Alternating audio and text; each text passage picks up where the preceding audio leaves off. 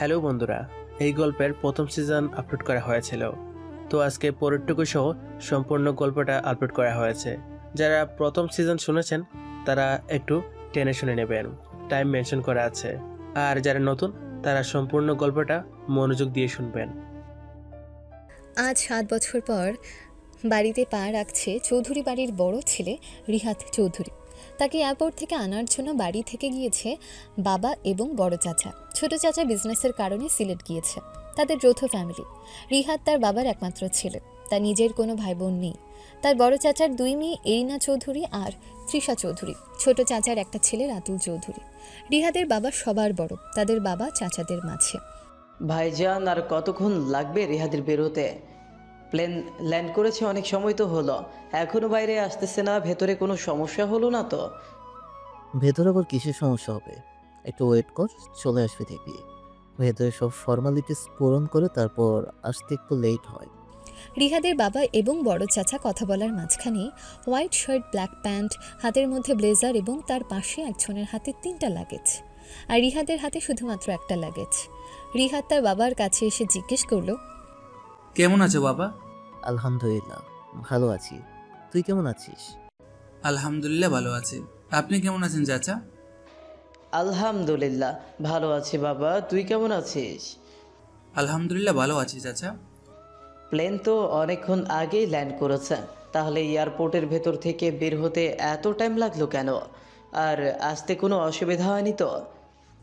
অনেক দূর থেকে এসেছি তো, 3টি দেশের 3টি এয়ারপোর্টে ল্যান্ড করতে হয়েছে এবং বাংলাদেশের সব কিছু চেক করে তারপর ওরা এখানে ছেড়েছে। আসতে কোনো সমস্যা হয়নি। আচ্ছা ঠিক আছে, চল এখন বাড়িতে যাওয়া যাক। তারপর বাড়িতে গিয়ে না হয় বাকি কথা হবে। হ্যাঁ, ওই যে গাড়ি রাখা আছে, চল। এত দূর থেকে এসেছিস, অনেক ক্লান্ত মনে হয় তুই। চল যাওয়া যাক। আমার কাছে লাগেজটা দে, তুই অনেক ক্লান্ত, অনেক টায়ার্ড, আমি নিয়ে যাচ্ছি। রিহাদ লাগেজটা অন্য পাশে নিয়ে নেয়। তারপর তার চাচাকে বলে, সমস্যা নেই চাচা, আপনি যান, আমি নিতে পারবো, আমার সমস্যা হবে না, এইটুকুতে কিছু হবে না, আপনি আগান সামনে। রিহাদের বাবা শুধু ব্যাপারটা দেখে গেল, কোনো কিছু বলল না। উনি ভাবলেন লাগেজের মধ্যে কি এমন দামি জিনিস আছে যেটা রিহাদ তার চাচাকে ধরতে দিল না। এমন কি আছে লাগেজে? তারপর উনি আর কোনো কিছু না বলে সোজা সেখান থেকে গাড়িতে উঠে বসে পড়ে। বেশ কিছুক্ষণ সময় ড্রাইভিং করার পর তারা চলে আসে বাড়িতে। গাড়ি বাড়িতে ঢোকার সাথে সাথে হর্ন দেয়। সে গাড়ির শব্দ শুনে বাড়ির প্রত্যেকটা মানুষ এসে ঘরের দরজার সামনে হাজির হয়। রিহাদ যখন গাড়ি থেকে নেমে ঘরের দিকে আগাচ্ছিল, দরজার সামনে আসার পর দেখতে পায় তার মা, বড় চাচি এবং ছোট চাচি, তারা সকলে সেখানে দাঁড়িয়েছিল। রিহাদ কাছে যাওয়ার পর রিহাদের মা এসে জড়িয়ে ধরে, তারপর বলে, তুই এতদিন কি করে ছিলি বাবা আমাদেরকে ছেড়ে? আমাদেরও তো দম বন্ধ লাগছিল তোকে ছেড়ে। তুই এতটা বড় হয়ে গেলি যে আমাদেরকে ছেড়ে থাকতে শুরু করলি। আমাদের কথা কি তোর মনে পড়েনি একবারও? আমাদেরকে সামনাসামনি সরাসরি দেখতে একবার ইচ্ছে করলো না তোর এই ৭ বছরে? মা, এখন তো আমি চলে এসেছি, এখন এইসব কি কথা বলতেছো তুমি? তুমিও না এমন করলে কিন্তু আমি আবার এখনই চলে যাব ইউএসএতে। অনেক দূর থেকে জার্নি করে এসেছি, এখন আমাকে রুমে যেতে দাও। আমাদের রিহাত মাশাআল্লাহ অনেকটা বড় হয়ে গিয়েছে। তুই তো আমাদেরকে ভুলে বসেছিস, তাই না? আমাদেরকে দেখতে পাসনি এখনো। চাচি, তোমাদেরকে না দেখে কি করে থাকবো বলো? কেমন আছো তোমরা? দেখো, আমাকে বাড়িতে ঢুকতে দিচ্ছে না মা, এইখান থেকেই তাড়িয়ে দেওয়ার ব্যবস্থা করতেছে। আসার পর থেকে এত কান্নাকাটি শুরু করেছে কেন জিজ্ঞেস করে তো? যদি আরেকটু এমন করে তাহলে আমি কিন্তু ঘরে ঢুকবো না, আবার ইউএসএতে চলে যাব। আপা, এখন ওকে ছেড়ে দাও। ছেলেটা এত দূর থেকে জার্নি করে এসেছে, ওর শরীরটা অনেক ক্লান্ত মনে হচ্ছে। রিহাত, তুই উপরে যা, ফ্রেশ হয়ে গিয়ে রেস্ট কর। তোর ভাই বোন সকলেই স্কুল কলেজে ভার্সিটিতে রয়েছে। রিহাত, আমি তোর রুম পরিষ্কার করে রেখেছি, তুই গিয়ে ফ্রেশ হয়ে নে। আমি কিছু খাবার দিচ্ছি, তারপর খেয়ে ঘুমিয়ে নে একটু। এত দূর থেকে এসেছিস, নিশ্চয়ই অনেক ক্লান্ত, অনেক টায়ার্ড তুই। মা, এখন ছাড়ো, এত কান্নাকাটি করো না। আমি একেবারে চলে এসেছি, আর যাবো না কোথাও। এখন থেকে সবসময় তোমার কাছে থাকবো, তোমাকে আর চিন্তা করতে হবে না। তোমাকে ছেড়ে আর কোথাও যাব না। আমি তোকে কোথাও যেতে দিলে তারপর তো যাবি। আমি তোকে কোথাও যেতে দিব না, আর এই বাড়ি থেকে কোথাও যাবি না তুই। এই 7টা বছর আমার কি করে কেটেছে সেটা মাত্র আমিই জানি। এমন কোনো দিন নেই যেদিন তোর জন্য চোখের পানি পড়েনি। হ্যাঁ, বুঝতে পেরেছি। এখন আর তোমার চোখের পানি ফেলতে হবে না। আমি একেবারে চলে এসেছি। এখন চোখের সামনে দেখতে পাবে সব সময়। এখন তাহলে আমাকে উপরে যেতে দাও আমার রুমে। আমার রুমটা কি আগের মতোই আছে নাকি? রিহাদ এতটুকু বলার পর থামিয়ে দিয়ে রিহাদের মা বলে উঠল, তোর রুম আগে যেরকম ছিল এখনও ঠিক সেই রকমই আছে। প্রত্যেক দিন আমি নিজের হাতে পরিষ্কার করতাম, সব সময় এই রুমের মধ্যে তালা লাগিয়ে রাখতাম পরিষ্কার করে করে। একটা জিনিসও নড়চড় করিনি। বিছানার চাদরটা পর্যন্ত আজ পর্যন্ত তুলিনি, কারণ বিছানার চাদরে তোর শরীরের গন্ধ ছিল। সেই জন্য আজও বিছানার চাদর একই চাদর রয়েছে। রিহাদের মায়ের কথা শুনে রিহাদ কি বলবে সে সত্যিই বুঝতে পারছে না। আসলে এখানে রিহাদের বলার মতন কোনো ভাষা নিয়ে সে বুঝতে পারছে সে সত্যি তার মাকে অনেক কষ্ট দিয়েছে এই কয়েকটা বছরে। কিন্তু 7 বছর আগে রিহাদ নিজেও কম কষ্টে দেশ ছেড়ে যায়নি। যদিও সে পড়াশোনার জন্য দেশ ছেড়েছিল সবাই জানে, কিন্তু একমাত্র সে নিজেই জানে সেই দিন সে কেন দেশ ছেড়ে চলে গিয়েছিল। আচ্ছা মা, ঠিক আছে। এখন থেকে তুমি যা বলবে আমি সেইভাবেই চলবো। এখন তাহলে তুমি তোমার চোখের পানি মোছো আর আমাকে উপরে যেতে দাও। খাবার নিয়ে এসো, তোমার হাতে খাবো। তারপর রিহাদ আর কোনো কিছু না বলে তার হাতের লাগেজটা নিয়ে এসে সোজা তার রুমে চলে যায়। রুমে গিয়ে ফ্রেশ হয়ে বের হয়ে বেডের মধ্যে বসার সাথে সাথে রিহাদের মা খাবার নিয়ে আসে রিহাদের রুমে। রিহাদের পছন্দের ইলিশ ভাজা দিয়ে ভাত নিয়ে আসে। মা, তোমার হাতে খাইয়ে দাও, অনেক দিন হলো তোমার হাতের খাবার খাই না। আজকে পেট ভরে তোমার হাতের খাবার খাবো। ওইখানে কি বাঙালি খাবার খেতি নাকি আমেরিকান ফুড খেতি? তোমাকে না বলেছি বাঙালি খাবার এগুলো কে রান্না করবে? আমার দ্বারা তো এইসব একদম পসিবল না। সেই জন্য সবসময় খাবার বাইরে থেকে কিনে নিয়ে এসে খেয়েছি। কিন্তু আমি কিছু কিছু ডিশ পারি আমেরিকান, যেগুলো খুবই সহজ এবং অনেক মজার খাবার। সেগুলো তোমাদেরকে রান্না করে খাওয়াবো একদিন। আচ্ছা এখন বলো, বাইরের সকল ছানাপোনা এগুলো কোথায়? সবগুলো স্কুল, কলেজে, ভার্সিটিতে গিয়েছে।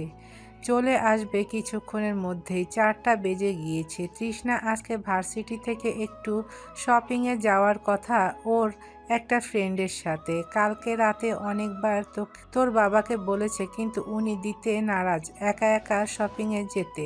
বলে বাড়ি থেকে কাউকে নিয়ে যেতে। তারপর আমি বুঝিয়ে শুনিয়ে রাজি করিয়েছি। তারপর মেয়েটা যে কি খুশি হয়েছে।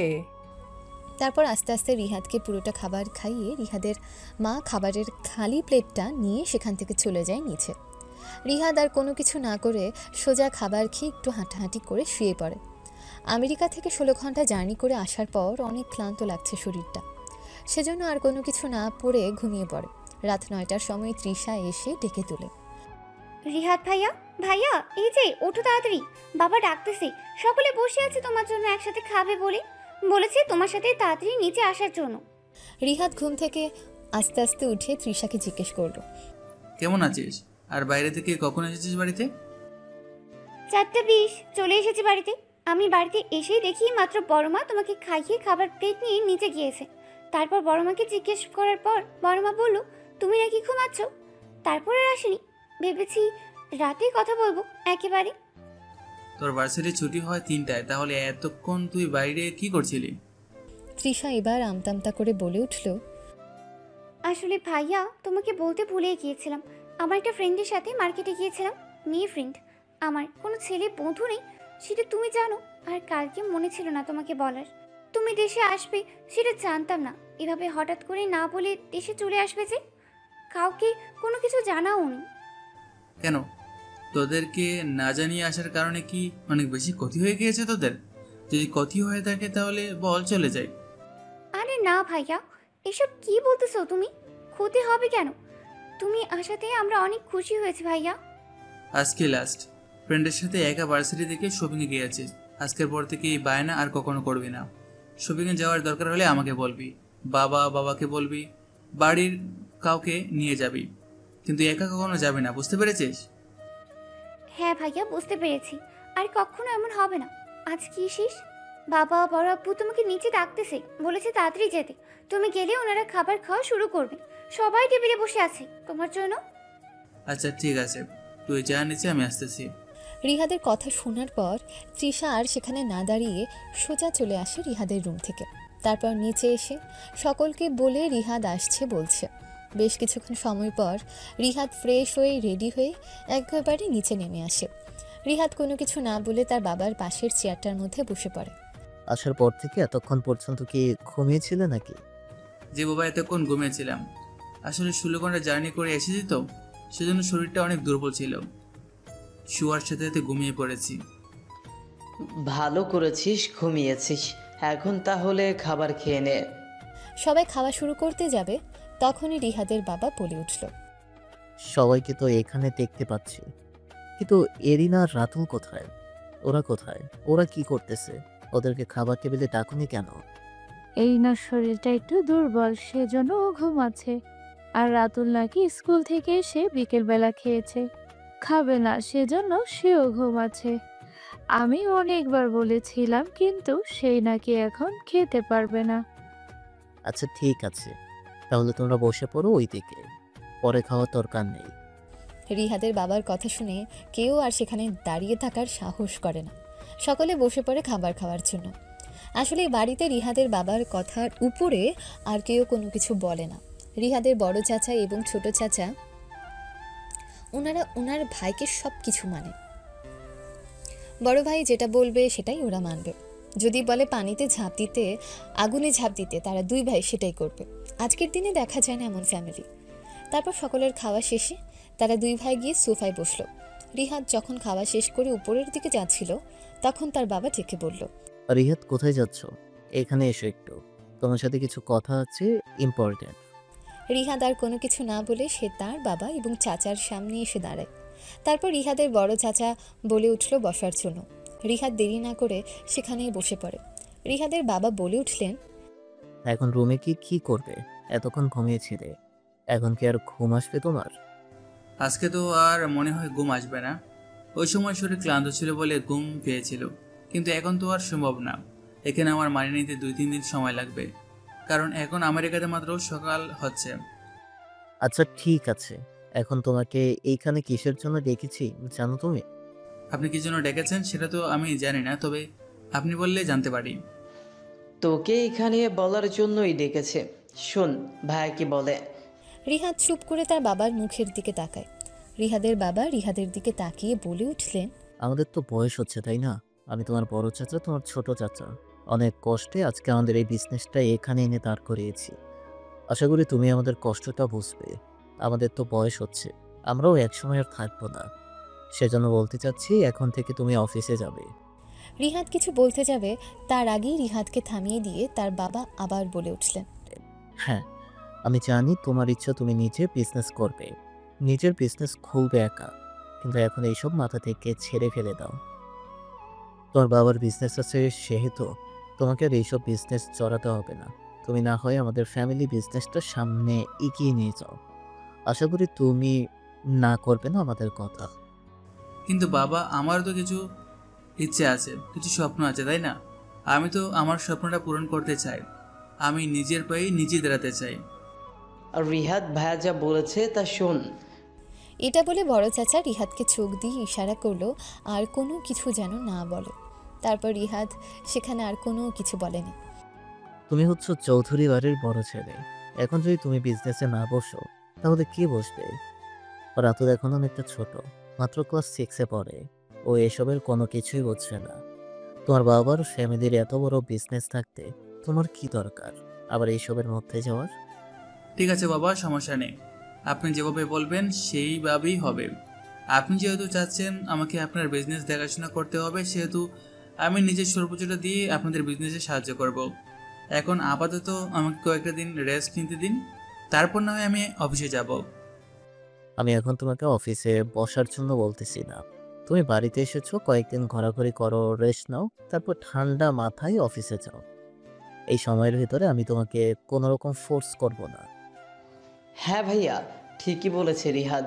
তুই এতদিন পর দেশে এসেছিস, দেশের আলো বাতাস সব কিছু গায়ে মাখ, সব জায়গাতে ঘুরে বেড়া, সবার সাথে পরিচিত হ, পুরনো বন্ধু বান্ধবদের সাথে আড্ডা দে, তারপর না হয় রেস্ট করে একেবারে বিজনেসে ঢুকবে। ঠিক আছে চাচা, তাহলে আমি এখন রুমে যাচ্ছি। আপনাদের কি কারো কিছু বলার আছে? থাকলে বলতে পারেন, আমি শুনতেছি। এই কথাগুলো বলার জন্যই তোমাকে ডেকে এনেছিলাম, যেন পরবর্তীতে এটা নিয়ে সমস্যা না হয়। এখন যেহেতু তুমি বুঝতে পেরেছো, তাহলে আর কোনো কিছু বলার নেই। তাহলে তুমি রুমে যেতে পারো। আচ্ছা ঠিক আছে, তাহলে আমি এখন রুমে যাচ্ছি। এটা বলে রিহাদ সেখান থেকে উঠে সোজা তার রুমের দিকে চলে যায়। রুমে এসে কোনো কিছু না করে সোজা তার ল্যাপটপটা নিয়ে বসে কিছু ইমেল চেক করে নেয়। এভাবে ইমেল চেক করতে করতে রাত 1টা বেজে যায়। বেডসাইড টেবিলের দিকে তাকিয়ে দেখে যে বোতলে পানি থাকতো আগে, সে বোতলের জায়গায় নতুন বোতল রাখা। তার মানে বোতলটা চেঞ্জ করা হয়েছে। রিহাদ উঠে গিয়ে দেখলো বোতলটা খালি পড়ে আছে, পানি নেই বোতলে। তারপর সে পানির বোতলটা নিয়ে নিচে আসে। নিচে এসে বেসিন থেকে পানিটা নিয়ে যখনই উপরে উঠতে যাবে, ঠিক তখনই রান্নাঘরে আলো দেখতে পায়। রিহাদ মনে মনে ভাবে, এত রাতে কে বাড়িতে আসবে? আর বাড়িতে আসার তো কোনো সিস্টেম নেই। দারোয়ান কি তাহলে নেই বাসায়? এটা ভেবে রিহাদ আর কোনো কিছু না বলে সোজা আস্তে আস্তে হেঁটে যায় রান্নাঘরের দিকে। রান্নাঘরে গিয়ে হাতের কাছে একটা ছুরি পায়। সে ছুরিটা হাতে নিয়ে সে ছায়াটার কাছে যায়। একটু একটু আলো ছিল রান্নাঘরে, সেজন্য বোঝা যাচ্ছে না। ওই সময় ফ্রিজ খুলেছিল বলে ফ্রিজের মধ্যে যে লাইটটা থাকে, সেই লাইটের আলোটা বাইরে এসেছিল। তারপর আস্তে আস্তে অন্ধকারের মধ্যে যখনই গিয়ে মানুষটার গলায় ছুরি ধরে, তারপর আস্তে আস্তে রিহাদের দিকে ঘুরায়। বেশ কিছুক্ষণ সময় নিয়ে রিহাদ বুঝতে পারলো এটা কোনো পুরুষ নয়, বরং এটা হচ্ছে একটা মেয়ে। তারপর মেয়েটার গলা থেকে ছুরিটা সরিয়ে নেয়। অন্ধকারে বোঝা যাচ্ছে না কোনো কিছুই। মেয়েটার চেহারাও স্পষ্ট আসছে না, মেয়েটাও ছেলেটার চেহারাটা দেখতে পাচ্ছে না। তারপর সেখান থেকে রিহাদ গিয়ে লাইটটা অন করে। লাইট অন করার পর রিহাদের হাতে ছুরি দেখে অ্যারিনা যখনই চিৎকার করতে যাবে, ঠিক তখনই রিহাদ এসে অ্যারিনার মুখ চেপে ধরে। হ্যাঁ স্টপ, চিৎকার করবেন একদম। এত রাতে রান্না করে কি করতেছো তুমি? আমি রান্নাঘরে কি করব না করব সেটা আপনাকে বলতে হবে? আর আপনি কে? এত রাতে আমাদের বাসায় কি করতেছেন হাতে ছুরি নিয়ে? আপনি নিশ্চয়ই ডাকাতি করতে এসেছেন আমাদের বাড়িতে। Just shut up. নিজের বাড়িতে কেউ ডাকাতি করতে আসে? আর তুই এত রাতে এখানে কি করতেছিস? আমার খিদে পেয়েছিল, সেই জন্য খেতে এসেছি। ওয়েট ওয়েট, আপনি কি রিহাদ ভাই? তোর কি মনে হচ্ছে? রিহাদের কথাটা শোনার পর অ্যারিনা রিহাদের দিকে ভালো করে তাকায়। Black trouser, white T shirt, wow দেখতে দারুণ। চুলগুলো বেশ লম্বা লম্বা, দুধের মতো গায়ের রং। চেহারার মধ্যে বিদেশি বিদেশি একটা ছাপ স্পষ্ট বেশ ভেসে উঠেছে। এরিনা মনে মনে ভাবল, ইস, একটা মানুষ দেখতে এতটা সুন্দর কি করে হতে পারে? উফ, এই লোকটার কি কোনো দিক দিয়ে খুঁত নেই নাকি? হ্যাঁ, এত বছর পর আসার সময় হলো ওনার দেশে। ইস, কি সুন্দর দেখতে লোকটা। যে ওনার বউ হবে সে সত্যি অনেক লাকি। এই কোথায় হারিয়ে গেছিস তুই? তোকে জিজ্ঞেস করতেছি। আমাকে দেখে তোর ডাকাত মনে হয় নাকি? কথা বলিস না কেন? Answer they. রিহাদের ধমকে অ্যারিনার হুঁশ আসে। এতক্ষণ কী সব ভাবছিল সেগুলো মনে হতেই লজ্জায় তাকাতে পারে না। তারপর আবার মনে মনে ভাবল, এরিনা, তুই এসব কি ভাবতেছিস? উনি তোর চাচাতো ভাই, ওনাকে নিয়ে এসব ভাবতেছিস তুই? ছি ছি ছি, তোর কতটা অধপতন হয়েছে দেখ। এবার নিচের দিকে তাকা। শেষ পর্যন্ত কিনা ওই লোকটার উপর এইভাবে ক্রাশ খেলি, যে লোকটা কিনা তোকে 7 বছর আগে থাপ্পড় মেরেছিল। অ্যারিনার ভেতরের আরেক সত্তা বলে ওঠে, থাপ্পড় মেরেছি তো কি হয়েছে? তোর চাচাতো ভাই হয়, আপন ভাই নয়। তুই যা ইচ্ছা ভাবতে পারিস। তখন আবার রিহাদ ধমকে দেয়, এই আমার কথা শুনতে পাচ্ছিস না তুই? বারবার কোথায় হারিয়ে যাচ্ছিস? তোকে বলতেছি আমি, আমাকে দেখে কি তোর কাছে ডাকাত মনে হয়? আমি ডাকাতি করতে এসেছি এখানে, তাই না? আপনি ডাকাত হতে যাবেন কেন? আপনাকে দেখে ডাকাত মনে হয় না। কেউ বলবে না আপনি ডাকাত। তখন মুখ ফুসকে বলে ফেলেছি ভয় পেয়ে। আর কখনো এমন হবে না, সত্যি বলতেছি। এবার মতো মাফ করে দিন। রিহাদ সেখানে আর কোনো কিছু না বলে সেখান থেকে সোজা চলে যায় তার রুমে পানির বোতল নিয়ে। রিহাদের এমন আচরণে অ্যারিনা অনেকটা অপমান বোধ করে। তারপর অ্যারিনা সেখানে আর লিড না করে শুধু তার রুমে গিয়ে ঘুমিয়ে পড়ে। সকালবেলা ঘুম থেকে উঠে ফ্রেশ হয়ে খাবার খেতে নিচে আসে। সেখানের সকলের সাথে দেখা হয়। রিহাদের বাবা অ্যারিনাকে জিজ্ঞেস করলো, কালকে পরীক্ষা কেমন হয়েছে মামনি? কালকে তুমি রাতে খেতে আসোনি, সেজন্য আর তোমার সাথে কথা হয়নি। কালকে কি অসুস্থ ছিলে? অ্যারিনা তখন রিহাদকে দেখছিল আর মনে মনে ভাবছিল, এই লোকটা এত সেজেগুজে কোথায় যাচ্ছে সকালবেলা? এই লোকটা তো এমনিতেই সুন্দর, তার উপর আজকে আবার এমন সেজেগুজে কোথায় যাচ্ছে? অ্যারিনা আর কিছু ভাবতে পারল না। তার মধ্যেই রিহাদের বাবার প্রশ্ন শুনে রিহাদের বাবার দিকে তাকায়। আলহামদুলিল্লাহ, ভালো হয়েছে বড় আব্বু। আসলে কালকে অনেক টায়ার্ড ছিলাম, সেই জন্য ঘুমিয়ে গিয়েছিলাম। রাতে উঠে আবার খেয়েছিলাম তখন। ভালো হয়েছে খেয়ে নিয়েছো। রাতের বেলা রাতে কখনো না খেয়ে ঘুমোতে নেই। সবসময় রাতে অল্প কিছু হলেও খেয়ে ঘুমোতে হয়। এটা আমাদের বাবা দাদুরা শিখিয়েছে, তাই তোমাদেরকেও শিখতে হবে এই সব কিছু, বুঝেছো? অ্যারিনা মাথা ঝাঁকিয়ে হ্যাঁ বোঝায়, তার মানে সে শিখবে। রিহাদের বাবা এবার রিহাদের দিকে তাকিয়ে জিজ্ঞেস করলো, কিরে রিহাদ, কোথাও যাচ্ছিস নাকি? আজকে সকালবেলা এইভাবে রেডি হয়ে কোথায় যাচ্ছিস? এতক্ষণ অ্যারিনার ভেতরে এই প্রশ্নটা ঘুরপাক খাচ্ছিল, কিন্তু মুখে জিজ্ঞেস করার সাহস পাচ্ছিল না রিহাদকে। এখন যেহেতু রিহাদের বাবা সে প্রশ্নটা করেছে, তখন উত্তরটা জানতে অ্যারিনার সুবিধা হবে। আসলে বাবা, আমি আমার পুরনো বন্ধুদের সাথে একটু দেখা করতে যাচ্ছি। ওদেরকে বলেছি একটা জায়গায় আসতে, তারপর সকলের সাথে একটু আড্ডা দেব। দুপুরের খাবার কিন্তু বাড়িতে এসে খাবি, বুঝেছিস? তোর ছোট চাচা আসতেছে আজকে, হয়তো আর কিছুক্ষণের মধ্যেই চলে আসবে। এসে যেন তোকে বাড়িতে পায়। আর আমরা অফিসে চলে যাব, বাড়িতেই থাকিস কিন্তু। যেখানেই যাবি দুপুরের খাবার যেন সবাই একসাথে খেতে পারি, সেই টাইম মতো চলে আসবে। আচ্ছা ঠিক আছে চাচা, দুপুরে খাবার না হয় বাড়িতে এসে খাবো। এখন তাহলে আমি যাচ্ছি। রিহাদ উঠতেই যাচ্ছিল, ঠিক তখনই রিহাদের বাবা বলে উঠলেন, তুই তো তোদের আড্ডা দেওয়ার সেই জায়গাতেই যাবি, তাই না? সে জায়গাতে যেতে হলে তো এরিনার কলেজের সামনে দিয়ে যেতে হয়। তুই এরিনাকে সাথে করে নিয়ে যাওয়ার সময় না হয় ওর কলেজের সামনে নামিয়ে দিয়ে যাস। রিহাদ কোনো কিছু না বলে বাইরে হেঁটে যাচ্ছিল, তখন বলে উঠল, তোমার মেয়েকে তাড়াতাড়ি আসতে বলো, আমি তার জন্য বেশিক্ষণ ওয়েট করতে পারবো না। আমার বন্ধুরা আমাকে ফোন দিচ্ছে, তাড়াতাড়ি যেতে হবে। অ্যারিনা বলে উঠল রিহাদের কথা শুনে, আমার সব কিছু রেডি, ঠিকঠাক। আমি শুধু উপর থেকে ব্যাগটা আনতে যাচ্ছি। এক দৌড়ে যাব, এক দৌড়ে চলে আসব। এইটুকু লেট হবে না। আপনি শুধু একটু দাঁড়ান বাইরে। এটা বলে অ্যারিনা দৌড়ে উপরে যায়, আবার দৌড়ে নিচে নেমে আসে। অ্যারিনাকে এভাবে ধরতে দেখে রিহাদের বাবা বলে উঠল, এরিনা আসতে এত জোরে দৌড় দিলে তো পুরো ব্যথা হবে। সিঁড়ি দিয়ে কেউ এভাবে ওঠে? যদি এইখান থেকে পড়ে যাস তাহলে কি হবে বুঝতে পারিস? সাবধানে হাঁটাচলা করতে হয়, বুঝেছিস? আর রিহাদকে ওর কলেজের ভেতরে পাঠিয়ে দিয়ে তারপর কিন্তু তুই যাবি। আচ্ছা ঠিক আছে বাবা। রাতুল যাবে না? রাতুল কি চলে গিয়েছে? রাতুল তো আরো অনেক সকালে চলে যায়, ওর কোচিং আছে সেই জন্য। আজকে না যাওয়ার জন্য বলেছিল, কিন্তু আমি জোর করে পাঠিয়ে দিয়েছি। ও যে ছিল তোমার সাথে থাকতে, সেজন্য আমি বলেছি স্কুল থেকে এসে যেন তোমার সাথে থাকে। আচ্ছা ঠিক আছে চাচি, তাহলে আমি যাচ্ছি এখন। এটা বলে রিহাদ সেখান থেকে অ্যারিনাকে নিয়ে বাইরে চলে আসে। বাইরে এসে গাড়ি না নিয়ে সোজা রাস্তায় এসে রিকশার জন্য দাঁড়ায়। এটা দেখে অ্যারিনা জিজ্ঞেস করে উঠল রিহাদকে, আপনি গাড়ি নিয়ে যাবেন না? শুনেছি আপনি নাকি গাড়ি ছাড়া চলাচল করেন না। তাহলে এখানে রাস্তায় দাঁড়িয়ে কারোর জন্য ওয়েট করছেন নাকি? হুম। রিহাদ অ্যারিনার কোনো কথার উত্তর দেয় না। সে চুপচাপ রাস্তার দিকে তাকিয়ে থাকে, কোনো কিছুর জন্য অপেক্ষা করছে। সেটা যে কেউ দেখলে বলতে পারবে। বেশ কিছুক্ষণ সময় পর একটা খালি রিকশা পায়। সে রিকশাওয়ালাকে ডাক দেয়, এই যে মামা, এদিকে আসুন। রিকশাওয়ালা মামা এদিকে আসার পর অ্যারিনাকে রিহাদ বলে, রিক্সা যেতে কি তোর বেশি প্রবলেম হবে? যদি প্রবলেম হয় তাহলে গাড়ি দিয়ে যেতে পারিস, আমি এখন রিক্সা দিয়ে যাব। আর যদি রিক্সা দিয়ে যেতে পারিস তাহলে আমার সাথে যেতে পারবে। অ্যারিনার কোনো কথা না বলে সোজা গিয়ে রিকশায় চড়ে বসে এক্সাইটেড হয়ে।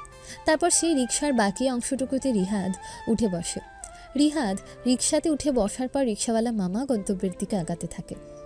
বেশ অনেকটা সময় রিকশাওয়ালা মামা রিকশাটা এগিয়ে নিয়ে আসে অ্যারিনার কলেজের সামনে। কলেজের সামনে এসে রিকশাওয়ালা মামা থামার পর অ্যারিনা রিকশা থেকে নেমে দাঁড়ায়। অ্যারিনা রিহাদকে জিজ্ঞেস করলো, আপনি বাসায় যাবেন কখন? মানে কয়টার দিকে বাসায় যাবেন? এই দিক দিয়ে তো যাবেন বাসায় যাওয়ার সময়। কেন, আমি বাসে যেতে লেট হতে পারে, আবার না হতে পারে। তুই এটা জিজ্ঞাসা করতেছিস কেন? আসলে 12টার সময় আমার কলেজ ছুটি হয়ে যাবে। আজকে কলেজে কারা যেন আসবে কলেজের সম্বন্ধে মিটিং করার জন্য, সেজন্য আমাদের কলেজ আজকে তাড়াতাড়ি ছুটি দিয়ে দিবে। আর বাবা তো বলেছে আপনি কি দুপুরের লাঞ্চে বাড়িতে গিয়ে করার জন্য, মানে এই দিক দিয়ে তো আপনি 12টার সময় বাড়িতে যাবেন তাই না? যদি যাওয়ার সময় আমাকে নিয়ে যেতেন তাহলে ভালো হতো, এই আর কি। আচ্ছা ঠিক আছে, আমি যাওয়ার সময় তোকে নিয়ে যাব এদিক দিয়ে। এখন যা, ভিতরে যা, বাইরে লেট করিস না। আর 12টার সময় যদি কলেজ ছুটি হয় তাহলে এখানে দাঁড়াস, এসে নিয়ে যাব। এটা বলার পর অ্যারিনা অনেকটা খুশি হয়েছে এখান থেকে চলে যায়। অ্যারিনাকে যতক্ষণ পর্যন্ত দেখা যায় ততক্ষণ পর্যন্ত রিকশাতে বসে থেকে রিহাদ ওর দিকে তাকিয়ে থাকে। অ্যারিনা যাবার সময় মাঝে মাঝে পেছনে 2-1 বার তাকিয়ে রিহাদকে কয়েকবার দেখে নিয়েছে। মামা আপনি এখন যেতে পারেন। রিকশাওয়ালা মামা আবারও সেই গন্তব্যের দিকে আগায়। রিহাদ রিকশাতে বসে একটা কল দেয় কাউকে। কিছুক্ষণ সময় পর রিং হওয়ার পর ফোন ওই পাশ থেকে ধরে। তারপর রিহাদ বলতে থাকে, আকাশ তুই কোথায় আছিস? তোকে আমি যেখানে লোকেশন দিয়েছিলাম সেখানে এসেছিস নাকি আসতেছিস? আমি সেখানে এসে দাঁড়িয়ে আছি, প্রায় 10 মিনিটের মতো হতে চললো। তুই কোথায়? তোর কোনো খোঁজ নেই কেন? দেখ তো কয়েকবার ফোন করেছি তোর নাম্বারে, আমার ফোনটা একবারও তুই তুলিসনি কেন? সাথে এরিনা ছিল, সেই জন্য তুলতে পারিনি। রিক্সা দিয়ে আসতেছি, ওকে কলেজের সামনে নামিয়ে দিয়ে তারপর আবার রিক্সায় আসতেছি তোর কাছে। একটু ওয়েট কর, বেশিক্ষণ লাগবে না, আর 5 মিনিটের মতো লাগবে। আচ্ছা ঠিক আছে, তাড়াতাড়ি চলে আয়। ওরা ওখানে বসে অপেক্ষা করতেছে, আমাকে ফোন দিচ্ছে বারবার। কখন আসবি তুই? ওদেরকে বলে দে খুব শীঘ্রই আসতেছি, খুব তাড়াতাড়ি আসতেছি, বেশিক্ষণ সময় লাগবে না। আর হ্যাঁ, তোকে যা যা বলেছি সব কিছু জেনেছিস? আমার সব কিছু জানার শেষ। এখন তুই তাড়াতাড়ি চলে আয় এখানে, তারপর কথা হবে। এখানে তুই না আসলে কথা বলা সম্ভব হবে না। আচ্ছা ঠিক আছে, তাহলে এখন রাখতেছি, আমি আসতেছি। এটা বলে রিহাদ ফোন কেটে পকেটে রাখে। ফোন কাটার 2 মিনিটের মাথার মধ্যে রিকশাওয়ালা মামা গন্তব্যে পৌঁছে দেয়। তারপর সেখান থেকে রিহাদ রিকশাওয়ালা মামার ভাড়া মিটিয়ে ভেতরে যায়। ভেতরে গিয়ে দেখতে পায় আকাশ বসে আছে। রিহাদকে দেখে আকাশ এসে জড়িয়ে ধরে, তারপর বলে, অবশ্যই এতদিন পর দেখা হলো তাহলে। তাই এবার কতদিন থাকবি? একেবারে চলে এসেছি তো, আর যাব না, মাঝে মাঝে যাবো ঘুরতে, একেবারে না। এইখানে সব কিছু ফেলে রেখে ওইখানে সেটেল হওয়ার ইচ্ছে আমার কোনো কালে ছিল না, বুঝেছিস? তোদেরকে ছেড়ে, ফ্যামিলিকে ছেড়ে এতগুলো বছর কেন দূরে থেকেছি সেগুলো অবশ্যই তোর না জানা নয়। এখন সব কিছু ঠিক করতে একেবারে এসেছি দেশে, বুঝেছিস? সব কিছু আমাকে যেভাবেই হোক ঠিক করতে হবে। ইনশাল্লাহ সব কিছু ঠিক হয়ে যাবে, আশা করি তোর ফ্যামিলি মেনে নেবে। আচ্ছা এখন দেখ তুই কোন বাইকটা নিবি?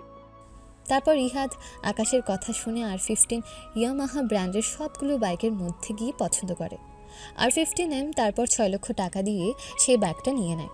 বাইকটা কেনার পর ওই শোরুমের ম্যানেজারকে বলে, এখন তো 9:50 বাজতেছে, আমি আপনার কাছ থেকে বাইকটি এসে নিয়ে যাব 11:40-এ।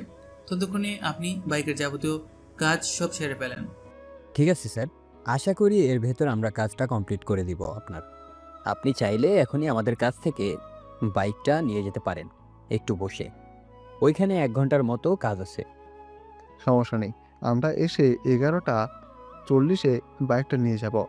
এখন আমরা এক জায়গায় যাচ্ছি, একটু তাড়াহুড়ো তো সেজন্য, নয়তো একেবারে বাইকটা নিয়ে যেতাম। ঠিক আছে স্যার, সমস্যা নেই, আপনি যে সময় ইচ্ছা সেই সময় এসে নিতে পারবেন। আমরা এখনই বাইকের সার্ভিসিং করে দিচ্ছি। তারপর সেখান থেকে আকাশ এবং রিহাদ বেরিয়ে চলে যায় তাদের আড্ডাখানায়। এই জায়গাটার মধ্যে 15 বছর যাবৎ তারা সব বন্ধুরা মিলে আড্ডা দিচ্ছে। তাদের যখন 10 বছর বয়স ছিল তখন থেকে সবাই প্রাইমারি স্কুল ফাঁকি দিয়ে এখানে এসে বসে থাকতো, সকলে মিলে আড্ডা দিত। আর অনেকের ফ্যামিলির মানুষ এসে ওদেরকে পিটিয়ে নিয়ে যেত। ওখানে যাওয়ার পর লিমন, আবির, সানি ওরা 3 বন্ধু গিয়ে দেখে বসে আছে। তারপর রিহাদ গিয়ে জিজ্ঞেস করলো, কিরে কেমন আছিস তোরা? রিহাদের কথা শুনে ওরা 3 বন্ধু উঠে দাঁড়িয়ে সবগুলো মিলে এসে রিহাদকে জড়িয়ে ধরলো। ওরা এভাবে এসে জড়িয়ে ধরাতে রিহাদ অনেকটা পিছিয়ে যায়। তারপর বলে উঠল রিহাদ, আরে বেটা আস্তে আস্তে, আমি তো পড়ে যাচ্ছি। কি শুরু করলি তোরা? স্যার এখন। তারপর সকলে মিলে আস্তে আস্তে ছাড়ে। তারপর ওদের সাথে বেশ কিছুক্ষণ সময় আড্ডা দেওয়ার পর যখন 11:30 বাজলো তখন আকাশ আর রিহাদ আবারও চলে আসে বাইকটা নেওয়ার জন্য। শোরুম পৌঁছাতে পৌঁছাতে 11:40 বেজে যায়। তারপর সেখান থেকে বাইকটা নিয়ে রিহাদ চলে আসে আরিনার কলেজের সামনে। আরিনার কলেজের সামনে এসে কিছুক্ষণ দাঁড়িয়ে থাকার পর ওদের কলেজ ছুটি হয়, আর বাইকের শোরুমের সামনে থেকে আকাশ একটা রিক্সা নিয়ে চলে যায় ওর বাসায়। আকাশ জানে রিয়া যে বাইকে সর্বপ্রথম তার প্রেয়সীকে বসাবে, তার আগে আর অন্য কাউকে বসাবে না। এটা আকাশ আর 7-8 বছর আগেই জানতো, তাই তো সে আর কোনো কথা না বলে ওখান থেকেই রিক্সা নিয়ে চলে যায় তার বাসায়। কলেজ ছুটি হওয়ার কিছুক্ষণের মধ্যে অ্যারিনা চলে আসে কলেজের গেটে। গেটের কাছে এসে দেখতে পায় একটা নতুন বাইকের মধ্যে বসে আছে রিহাদ। তারপর এক পা করে রিহাদের সামনে এসে জিজ্ঞেস করলো অ্যারিনা, আপনি কি ওই বাইক কিনেছেন নাকি? হ্যাঁ কিনেছি, একটু আগে কিনে নিয়ে এসেছি আসার সময়। এখন কথা না বলে তাড়াতাড়ি উঠ, তোকে নিয়ে বাসায় যেতে হবে। আপনি জানেন না আমাদের বাসায় এসব পছন্দ করে না। বাবা চাচা ওরা বাইক একদম পছন্দ করে না। আজকে তো বাড়িতে একটা গন্ডগোল পাকাবেন আপনি। বড় আব্বু কখনো এইসব পছন্দই করে না। ছোটবেলা থেকে শুনে আসছি ছোট চাচা নাকি বাইক কিনতে অনেক কান্না করেছিল বাড়িতে, কিন্তু বড় আব্বু নাকি বাইক কিনতেই দেয়নি। ওরা কি বললো আর না বললো সেগুলো আমার কোনো যায় আসে না। তুই এখন কথা না বলে তাড়াতাড়ি উঠ, বস। বাড়ি থেকে যা বলার বলিস, এখন এটা রাস্তা। অ্যারিনা আর কোনো কিছু না বলে সোজা বাইকে উঠে বসে। রিহাদ বাইক স্টার্ট দেওয়ার পরও অ্যারিনা ওর কাঁধে হাত রাখে না। তারপর রিহাদ ওকে বলল, কিরে, পরে মরার ইচ্ছে নাকি তোর খুব? যদি মরার ইচ্ছে থাকে তাহলে আরো অনেক উপায় আছে। আমার ভাইকে ওটা শুধু তুই মরতে চাস না? তুই যদি আমার বাইকে থেকে পড়ে যাস তাহলে আমার বাইক চালানো বন্ধ হয়ে যেত। আমাকে তোর বর আব্বু জেলেও দিতে পারে। তাই এখন কথা না বলে চুপচাপ আমার কাঁধ ধরে বস। তখনই অ্যারিনা আর কোনো কথা না বলে চুপচাপ রিহাদের কাজের মধ্যে হাত রেখে আরও কাছাকাছি এসে বসে। তখনই রিহাদের মুখের মধ্যে একটা মুচকি হাসি দেখা যায়, যেটা অ্যারিনা দেখতে পায় না। অ্যারিনার কলেজের সামনে থেকে সোজা এক টানে চলে আসে তাদের বাসার সামনে। চৌধুরী বাড়ির দরজার সামনে যখন বাইকটা পার্ক করে তখন বাইকের আওয়াজে বাড়ির সকলে আস্তে আস্তে আসে। সবাই আসার পর রিহাদের মা এসে বলল, রিহাদ তুই কি বাইক কিনেছিস এইটা? দেখো বড় মা, তোমার ছেলে গিয়ে বাইক কিনে নিয়ে এসেছে। এখন বড় আব্বু না জানি কি করে বাড়িতে। আমি এটা বলাতে আমাকে বলতেছে আমি যেন এই বিষয় নিয়ে কোনো কথা না বলি। উনি সব কিছু বুঝে নেবে। রিহাদ তুই তো জানতি তোর বাবা চাচারা ওরা কেউই বাইক পছন্দ করে না। তোকে তো বলেছিলাম তোর ছোট চাচা একবার বাইক কেনার কথা বলেছিল, তারপর তোর আব্বু তোর চাচাকে কি মার দিয়েছিল সে সব কিছুই তোর অজানা নয়। তারপরও তুই কেন এই বাইকটা কিনে আনলি? আহ মা, যার মৃত্যু যেভাবে লেখা আছে তার মৃত্যু সেভাবেই হবে, এটা কেউ ধরে রাখতে পারবে না, বুঝেছ? আমি এ বাইক আমার সেফ মতো চালাবো, এটা নিয়ে তোমার টেনশন করো না। আর বাবাকে আমি সামনে নেব, এটা নিয়ে তোমাদেরকে টেনশন করতে হবে না। এটা বলে রিহাদ সেখানে বাইকটা রেখে চলে যায় তার রুমে গিয়ে ফ্রেশ হয়ে আবারও গোসল করে নেয়। ঠিক 1:40 রাতুল আসে রিহাদের রুমে। কেমন আছো ভাইয়া? তুমি তো এখানে এসে আমার সাথে একবারও দেখা করলে না। শুনেছি তুমি নাকি বাইক কিনেছো। ভাইয়া বাইকে আমাকে নিয়ে ঘুরিয়ে আনবে? আমি তো আলহামদুলিল্লাহ ভালো আছি ভাই, তুমি কেমন আছো? হ্যাঁ, বাইক তো কিনেছি, তোমার বড় আব্বু ছোট আব্বু ওদের কথার বাইরে গিয়ে। এখন দেখো ওরা আমাকে কিভাবে মারে। তুমি যদি মার খেতে চাও তাহলে আমার বাইকে উঠে বসো, আর যদি মার খেতে না চাও তাহলে আমার বাইকে উঠতে এসো না। না ভাইয়া, বড় আব্বু যে রাগে, আমি বড় আব্বুর হাতের মার খেতে চাই না। ভাইয়া তুমি আমার জন্য বিদেশ থেকে আসার সময় চকলেট আইসক্রিম নিয়ে আসোনি। ভাইয়া আইসক্রিম তো আনতে পারেনি, কিন্তু চকলেট এনেছি অনেকগুলো, যেগুলো তোমাদের খুব পছন্দের খাবার। তাহলে ভাইয়া আমাকে দাওনি কেন এখনো? নাকি সবগুলো আপুদেরকে দিয়ে দিয়েছো? আরে না ভাইয়া, কাউকে দেয়নি। তোমার সাথে দেখা হয়নি বলে আমি একটা চকলেটও কাউকে দেইনি। তাহলে আমাকে এখন দাও, আমি খেতে খেতে যাই। এখন না ভাই, এখন খাবার খাওয়ার সময়। দুপুরের লাঞ্চ সেরে তারপর খাবে চকলেট, আর চকলেটের ব্যাগ নিচে রয়েছে সেজন্য উপরে আনেনি। আরে ভাইয়া তুমি খাবারের কথা বলে আমাকে মনে করিয়ে দিয়েছো। আমি তো ভুলে গিয়েছিলাম বড় আব্বু আমাকে উপরে পাঠিয়েছে, সবাই খাবার টেবিলে বসে আছে তোমার জন্য। তুমি গেলে খাবার শুরু করবে খাওয়া। বড় আব্বু আমাকে পাঠিয়েছে তোমাকে নিয়ে যাওয়ার জন্য, আর আমি এখানে এসে তোমার সাথে গল্প করতেছি। এখন গেলে বড় আব্বু নিশ্চিত আমাকে বকা দিবে। ভাইয়া তাড়াতাড়ি এসো নিচে, আর আমাকে বকার হাত থেকে বাঁচাও। রাতুলের কথা শুনে রিহাদ কিছুটা হেসে তারপর রাতুলের কাঁধে হাত রেখে বলল, আরে ভাইয়া আমি থাকতে তোমাকে কেউ বকা দিতে পারবে না, বুঝেছো? আর বড় আব্বুকে যতটা রাগী বাবু, সে কিন্তু ততটা রাগে নয়। উনি তোমাদের সবাইকে ভালোবাসে, অনেক বেশি ভালোবাসে তোমাদেরকে, তাই বকা দেয়। তোমাদের ভালোর জন্য। এখন তাহলে চলো নিচে যাই, তোমাকে গিয়ে বকার হাত থেকে বাঁচাই। আচ্ছা, তোমাকে যদি আমি বকার হাত থেকে বাঁচাই তাহলে তুমি আমাকে কি দিবে? তুমি যেটা বলো আমি সেটাই দিব। এখন তাড়াতাড়ি চলো ভাইয়া। বড় আব্বুকে আমি অনেক ভয় পাই। বড় আব্বু অনেক রাগী। বাবা বলেছে বড় আব্বু যেটা বলবে সেটাই করতে। আর বাবাও বলেছে তোমাকে তাড়াতাড়ি নিচে যাওয়ার জন্য। তোমার বাবা চলে এসেছে সিলেট থেকে? হ্যাঁ বাবা কিছুক্ষণ আগে এসেছে। বাবা এসে গোসল করে তারপর সবার সাথে খেতে টেবিলে বসেছে। বাবা আসার পর বড় আব্বু আমাকে পাঠিয়েছে, তোমাকে যেন ডেকে নিয়েছে। আর আমি এখানে এসে সবকিছু ভুলে গিয়েছি। আচ্ছা ঠিক আছে, চলো তাহলে তাড়াতাড়ি নিচে যাই, নয়তো তুমি আবার তোমার বড় আব্বুর বকা খাবে। তারপর তারা দুই ভাই কথা বলতে বলতে নিচে চলে আসে। নিচে এসে দেখতে পায় সকলে খাবার টেবিলে খাবার সামনে নিয়ে বসে আছে। এই চৌধুরী বাড়ির একটা নিয়ম, পরিবারের একটা মানুষকেও ছাড়া ওরা খেতে বসে না। সবাই একসাথে হলে তারপর খাওয়া শুরু করে ওনারা। শুধু বাড়ির মহিলাদের ক্ষেত্রে আলাদা, ওনারা 3 জন খাবার শেষে খায়। ওদেরকে অনেকবার বলেছে রিহাদের বাবা সবার সাথে যেন বসে খেয়ে ফেলে, কিন্তু ওনাদের এক কথা, ওনারা সবার খাবার শেষ হলে তারপর ওরা 3 জন খাবে। তাই এখন আর কেউ কোনো কিছু বলে না ওদেরকে এটা নিয়ে।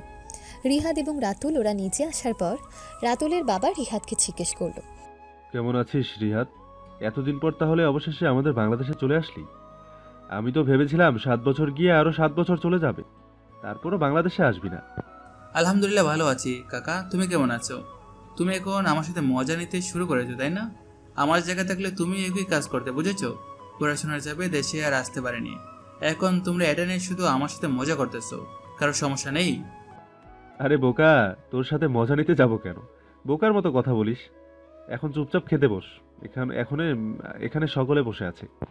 ছোট চাচার কথা শুনে রিহাদ এবং রাতুল ওরা দুজনে টেবিলে বসতে গেলে তখনই রিহাদের বাবা বলে উঠলেন রিহাদকে, রিহাদ তুমি নাকি বাইক কিনেছো শুনলাম ফ্যামিলির কাছে, আর বাড়ির সামনে বাইক দেখলাম একটা।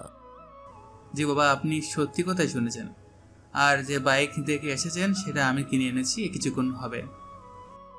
তুমি কার কাছে জিজ্ঞেস করে এই বাড়িতে বাইক কিনে এনেছো? তুমি এই বাড়ির নিয়ম আইন সম্পর্কে জানতে না? তারপরে তুমি সব কিছু জেনেও কেন তুমি বাইক আনলে? এই বাড়িতে বাইক চালানো সকলের জন্য নিষিদ্ধ। বাবা আপনি শুধু শুধু ভয় পাচ্ছেন, যেটা আপনার সাথে হয়েছে সেটা আমার সাথে চাচাদের সাথে হবে তার কি গ্যারান্টি আছে? শুনুন, আপনি এই বয়সে থাকতে অ্যাক্সিডেন্ট করেছিলেন বলে সবাই যদি অ্যাক্সিডেন্ট করে তাহলে তো আর বাইক বিক্রি করতে পারবে না বাইকের কোম্পানিগুলো। আমাদেরকে যদি সব কাজের আগে এইভাবে ভয় পেতে হয় তাহলে কোনো কিছুই তো হবে না। রিহাদ ভাইয়া আসলে এটা পছন্দ করে না বাইক চালানো। ছোট অনেকবার বলেছিল, বাইকের জন্য কান্না করেছিল, কিন্তু ওকে বাইক কিনে দেওয়া হয়নি। ভাইয়া অনেক ভয় পায় বাইক চালানো। ভাইয়ার খুব বাজে অবস্থা হয়েছিল একবার এই বাইক অ্যাক্সিডেন্টে। তারপর থেকে আর আমাদের ফ্যামিলিতে বাইক কেনা চালানো এইসব নিষিদ্ধ করে দেওয়া হয়েছে। তোর দাদা ভাইয়ার অ্যাক্সিডেন্টের পর বাইক কেটে কুচি কুচি করে আগুন ধরিয়ে দিয়েছিল। বড় চাচা, আপনারা শুধু শুধু ভয় পাচ্ছেন। আমি আমার সেই মতো বাইক চালাবো, কোনো কিছুই হবে না, আপনারা দেখে নিয়েন। তোমার কত বড় স্পর্ধা, তুমি একটা বেয়াদব হয়ে গিয়েছো। দেশের বাইরে থাকতে তোমাকে এত করে বলার পরও তুমি সবার মুখে মুখে উত্তর দিচ্ছ কেন? আমাদের বাড়িতে এতগুলো গাড়ি থাকতে, 4 চাকার গাড়ি থাকতে তুমি কেন গিয়ে 2 চাকার গাড়ি কিনে আনলে? Answer me. দরকার পড়লে তুমি গাড়ি কিনতে আরেকটা, কিন্তু বাইক কেন কিনতে গেলে তুমি? বাবা আপনাদের 4 চাকা পছন্দ, কিন্তু আমার 4 চাকা পছন্দ নয়, সেজন্য আমি 2 চাকা নিয়ে এসেছি। আর আমার যখন নিজের সামর্থ্য হবে 4 চাকা কেনার, তখন নিজের টাকা দিয়ে কিনবো। এখন আমার 2 চাকার কেনার সামর্থ্য হয়েছে, সেজন্য আমি এখন আপাতত 2 চাকা কিনেছি। ছোট চাচা রিহাদকে চোখ দিয়ে ইশারা করে চুপচাপ যেন খেয়ে নেয়। তারপর রিহাদ আর কোনো কিছু না বলে সে নিজেও চুপচাপ খেয়ে উঠে চলে যায় সেখান থেকে। রিহাদের খাবার খাওয়ার সময় রিহাদের বাবা অনেক চেঁচামেচি করে এই বাইকের জন্য, কিন্তু তখন রিহাদ একটা কথাও বলে না, একটা উত্তরও দেয় না। সে নিজের মতো করে খাবার শেষ করে সেখান থেকে উঠে চলে যায়। দেখেছো, তোমার ছেলেকে এতগুলো কথা বললাম, কিন্তু আমার একটা কথাও কানে নিল না। আমি এতক্ষণ কাকে কি শোনালাম? তুমি তোমার ছেলেকে বুঝিও যেন বাইক বিক্রি করে দেয় বা বাইক অন্য কোথাও রেখে দেয়, বাইক যেন চালানো না হয়। আমি এতটুকুই বলে দিলাম। এটা বলে রিহাদের বাবা সেখান থেকে খাবার শেষ করে উঠে চলে যায়। আর সেখানে বসে তৃষা এবং রাতুল। অ্যারিনা সব কিছু দেখতে থাকে, কিন্তু কারোর মুখ দিয়ে কোনো কথা বের হয় না। এসব কিছু দেখে অ্যারিনা মনে মনে বলল, এটা শরীরে কি গন্ডারে চামড়া নাকি? বড় আব্বু এতগুলো কথা বললো কিন্তু কোনো উত্তর করলো না, কোনো কথা শুনলো না, চুপচাপ খেয়ে উঠে চলে গেল। মানুষ এমন হয় কি করে সেটাই তো বুঝি না। রিহাত সেখান থেকে উঠে চলে যায়, বাহিরে বাইক নিয়ে চলে যায় বাড়ির বাইরে। সেখানে গিয়ে আকাশকে কল করে। হ্যালো আকাশ, ওই ছেলেটাকে ধরে এনেছিস? হ্যাঁ, নিয়ে এসেছি, আমাদের কাছেই আছে। তুই কোথায় আছিস? তোর বাড়ির কাছে নিয়ে যাব নাকি তুই আসবি এখানে? তোরা থাক সেখানে, আমি আসতেছি, এসে এটার ব্যবস্থা করতেছি। তোরা কোথাও যাবে না সেখান থেকে। এটা বলে রিহাত আর কোনো কিছু না বলে ফোন কেটে পকেটে রেখে বাইকের গতি 80-তে তোলে চলে যায় আকাশের কাছে। সেখানে গিয়ে দেখতে পায় একটা ছেলেকে চেয়ারের সাথে বেঁধে রাখা হয়েছে, মুখে কালো মাস্ক পরানো। তারপর রিহাত সেই ছেলেটার কাছে গিয়ে বলল, তোকে আগেও 2বার ওয়ার্নিং দিয়েছিলাম, কিন্তু তুই সেটা কথাটা শুনিসনি। এখন বল তোর সাথে কি করা যায়। তুই যদি বলিস তোকে ছেড়ে দিতে, এইবারের মতো ক্ষমা করে দিতে, কিন্তু আমি সেটা করতে পারবো না। তাই যা বলবি বুঝে শুনে তারপর বলবি। এখন বল কি করতে পারি তোর সাথে। ভাই, এবারের মতো ক্ষমা করে দিন, আর কখনো এই ভুল করব না, আর কখনো এই রিনার দিকে তাকিয়ে দেখব না। রিহাত কোনো কথা না বলে ওই ছেলেটার নাক মুখ বরাবর 4-5টা ঘুষি মেরে দেয় একাধারে। তারপর ছেলেটার মুখের গাল ফেটে রক্ত বের হতে থাকে। এটা দেখে রিহাত বলে উঠল, শোন, তুই যদি ওকে ফোনে কিছু না বলে আমাকে কয়েকটা ঘুষি মেরে দিতি, কিন্তু আমাকে আদা মরা করে দিতি, তারপরও আমি তোকে ছেড়ে দিতাম। কিন্তু এখন তোকে ছাড়া আমার পক্ষে সম্ভব না, কারণ তুই আমার পরিচয়ে হাত দিয়েছিস। তোকে আগেও 2বার ওয়ার্নিং করেছিলাম যেন এই বিপদে না আসিস, তারপরে তুই আমার ওয়ার্নিংটা শুনলি না। এখন বোঝাবো তোকে। এটা বলে রিহাত আর কিছু করতে যাবে, তার আগেই আকাশ এসে দৌড়ে ওকে ঝাঁপটে ধরে, আর সানি এসে ওই ছেলেটাকে সেখান থেকে চেয়ারের বাঁধন খুলে নিয়ে যায়। রিহাত ওদের থেকে ছোটার চেষ্টা করে বলল, তোরা আমাকে ছাড়, ওই কুত্তার বাচ্চাকে আমি মেরে ফেলবো। ও আমার এরিনের দিকে হাত বাড়িয়েছে, ওর এই হাত আমি কেটে ফেলে দিব। ওকে আমি আগেও 2বার ওয়ার্নিং দিয়েছিলাম যেন ও এমন না করে, তারপরও ও আমার কথা শুনেনি। রিয়াদ, শান্ত হ, মাথা ঠান্ডা রাখ। আর মারলে ছেলেটা মরে যাবে, তারপর আরও অন্য সমস্যা হয়ে যাবে। এখন যেই ডোজ দিয়েছি খেয়েছে, ছেলেটা আর মনে হয় ওর আশেপাশে আসবে না কোনোদিন। সানি ছেলেটাকে বাহিরে 2-1টা লোকের কাছে দিয়ে তারপর আবারও ভেতরে আসে। তারপর রিহাতকে বলতে থাকে, আজকে যে মাইর খেয়েছে মনে হয় না আর কোনোদিন ওর দিকে তাকিয়ে দেখবে, আর যদি কখনো এ সাহস করে পরের বার জানে মেরে ফেলবো। এখন তুই মাথা ঠান্ডা কর। এটা কে? আর কখনো আমার সামনে আসতে দিস না। এটা যদি পরের বার আমার সামনে পড়ে তাহলে সত্যি সত্যি আমি এটাকে জানে মেরে ফেলবো। আচ্ছা ঠিক আছে ঠিক আছে, এখন চল গিয়ে আড্ডা দিই। এই ছেলে আর কখনো তোর সামনে পড়বে না, কথা দিচ্ছি। তারপর ওরা 3 বন্ধু সেখান থেকে সোজা চলে যায় তারা যেখানে আড্ডা দেয় সেখানে। তারা 3 বন্ধু মিলে আড্ডা দিয়ে রাত 9টার সময় বাড়িতে পৌঁছায়। রিহাত বাড়িতে পৌঁছে দেখে সকলে বসে আছে। রিহাত বাড়িতে যাওয়ার পর রিহাদের বাবা বলে উঠল, কোথা থেকে এসেছো? বন্ধুদের সাথে আড্ডা দিচ্ছিলাম। বন্ধুদের সাথে আড্ডা দিতে গিয়ে তোমার হাতে প্যান্ডিস লেগেছে কেন? তোমার হাতে কি হয়েছে যার জন্য প্যান্ডিস করতে হয়েছে? তেমন কিছু না, একটু কেটে গিয়েছি শুধু। কি করে কেটে গিয়েছে যার জন্য ব্যান্ডেজ লেগেছে? বেশি কেটে গিয়েছে নাকি? হাত কাটার কথা শুনে রিহাদের মা দৌড়ে আসে রিহাদের কাছে, কিন্তু রিহাদের মা সেখানে যাওয়ার আগেই রিহাদের বাবা বলে ওঠে, দাঁড়াও, ওখানে যাবে না। তোমার ছেলের হাত এমনি এমনি কাটেনি। তোমার ছেলে এক ছেলেকে মেরে আত্মহত্যা করে হসপিটালে পাঠিয়েছে। ওই ছেলের শরীরে মারার কারণে তোমার ছেলের হাত কেটে গিয়েছে, সেজন্য হাতের মধ্যে ব্যান্ডেজ লেগেছে। রিহাদের বাবার কথা শুনে সকলেই রিহাদের দিকে তাকায়। তারপর রিহাদের বাবার দিক থেকে চোখ ফিরিয়ে আবার রিহাদের দিকে তাকায়। বাড়িতে আসতে না আসতে এসব মারামারি কাটাকাটি শুরু করে দিয়েছে ওই ছেলে। যেসব জিনিস থেকে বাবারা সকলে দূরে ছিল সেই সব কিছুতে এই ছেলে জড়িত কেন? শেষে কিনা এরকম একটা ছেলের উপরে গিয়ে ক্রাশ খেয়ে বসলাম। কিরে রেহাদ, কাকে মেরে এসেছিস? সেইভাবে নিজের হাত নষ্ট করেছিস? আর কিসের জন্য মেরেছিস ছেলেটাকে? শুনেছিলাম ভাইয়ার কাছে একটা লোক নালিশ করতেছে, কিন্তু সেই ছেলেটা যে তুই সেটা বুঝতে পারিনি। ওই ছেলেটাকে কেন মেরেছিস? শুনলাম অনেক বাজেভাবে মারা হয়েছে ছেলেটাকে। ওকে মারার কারণ পার্সোনাল বিষয়ে, ও আমার পার্সোনাল লাইফে ইন্টারফেয়ার করেছিল, সেই জন্য ওকে মেরেছি। ওই ছেলেটাকে কি তুই আগে থেকেই চিনতিস? শুনলাম ওই ছেলেটার বাড়ি নাকি এরিনার কলেজের দিকে। তাহলে তুই কি করে চিনবি ওই ছেলেটাকে? বা ওই ছেলেটাই বা তোকে কি করে চিনবে? এত কিছু না বলে ওকে জিজ্ঞেস করে ওর এমন কি পার্সোনাল বিষয় ছেলে ইন্টারফেয়ার করেছে যার জন্য ওই ছেলেটাকে নাক মুখ সব থেতলে দিয়েছে এইভাবে। কোনো মানুষকে এভাবে মারে না, একটা পশুকেও মানুষ এভাবে মারে না। ওই ছেলেটাকে যেভাবে মেরেছে ও। তুমি তো বলতেছো কোনো মানুষকে এভাবে মারে না, এমন কি কোনো পশুকেও এভাবে মারে না, তাই না?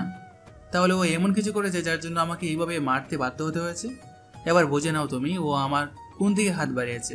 আশা করি সে বুঝটা তোমার হয়েছে। আমার সাথে অবুঝের মতো কথা বলবে না তুমি। শুনেছো তোমার ছেলের কথা? 7 বছর বাইরে থেকে একটা বেয়াদব হয়ে এসেছে। 7 বছর আগেও তো বাড়িতে থাকতে কারোর কথা শুনতো না, এখন তো আরো শোনে না। এটাকে বলো আমার সামনে থেকে এক্ষুনি সরে যেতে।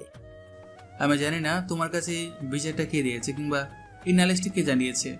যে জানিয়েছে থাকুক না কেন, তার ছেলেকে কেন মেরেছি, ওই ছেলেকে কেন মেরেছি তার কারণ তুমি জানতে চাওনি কেন? তুমি জানতে চেয়েছো তাদের ছেলেকে কেন মেরেছি আমি?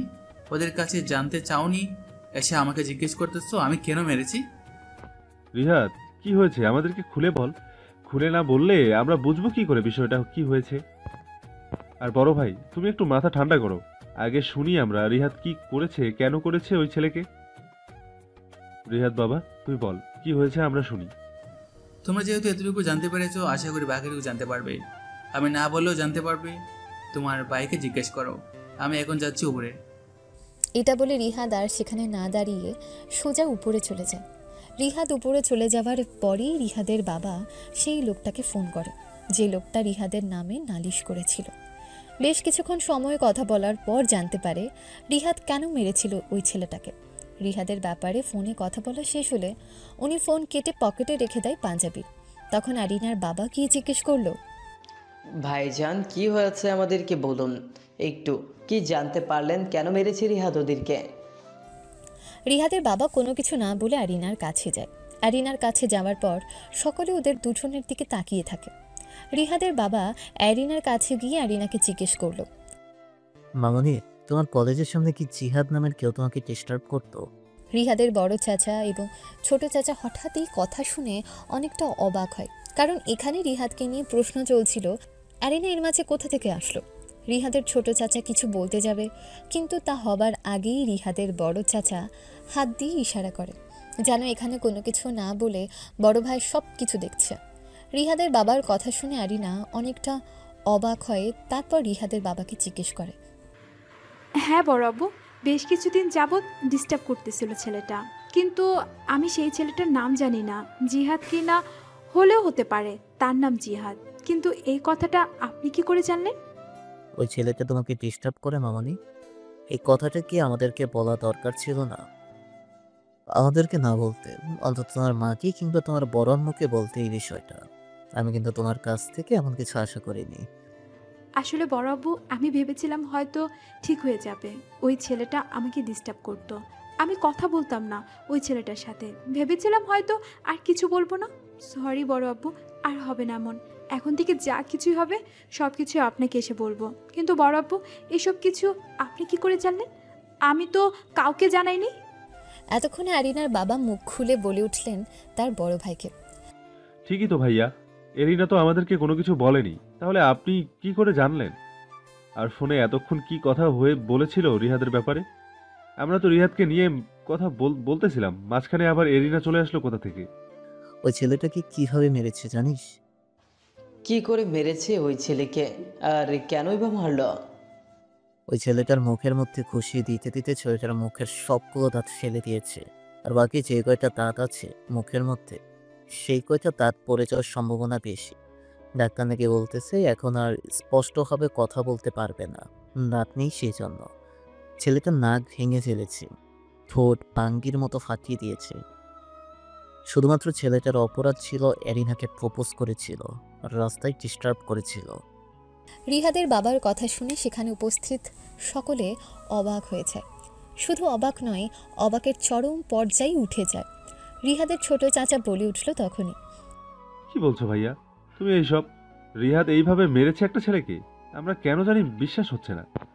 বিশ্বাস না হলেও কোনো কিছু করার নেই, এটাই সত্যি। এরেনার জন্য ওই ছেলেকে এভাবে মেরেছে। রিহাদের বাবার কথা শুনে আরিনা অনেকটা ভয় পায় এবং ভাবতে থাকে, ওই ছেলেটা আমাকে প্রপোজ করেছে, রাস্তায় ডিস্টার্ব করেছে বলে ওই ছেলেকে এভাবে মেরেছে উনি। কিন্তু কেন? উনি তো আমার সাথে ঠিক করে কথাও বলে না। তাহলে উনি কি আমায় পছন্দ করেন, সেই জন্যই ছেলেকে মেরেছে? আরে না, আমিও নাকি পাগলের মতো ভাবতেছি। উনি কত স্মার্ট, সুন্দর, আর আমি সেখানে কিছুই না। তাহলে কেন উনি আমার জন্য ওই ছেলেটাকে এভাবে মেরেছে?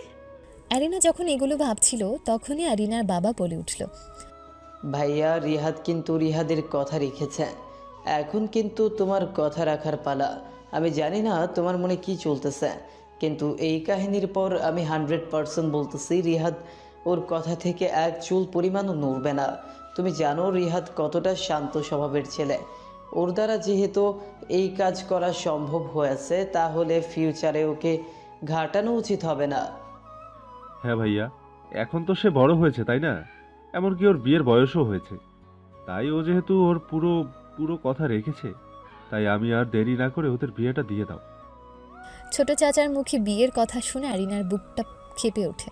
তাহলে কি রিহাদ অন্য কাউকে ভালোবাসে, সেই জন্য সে বিয়ে করতে চাইছে?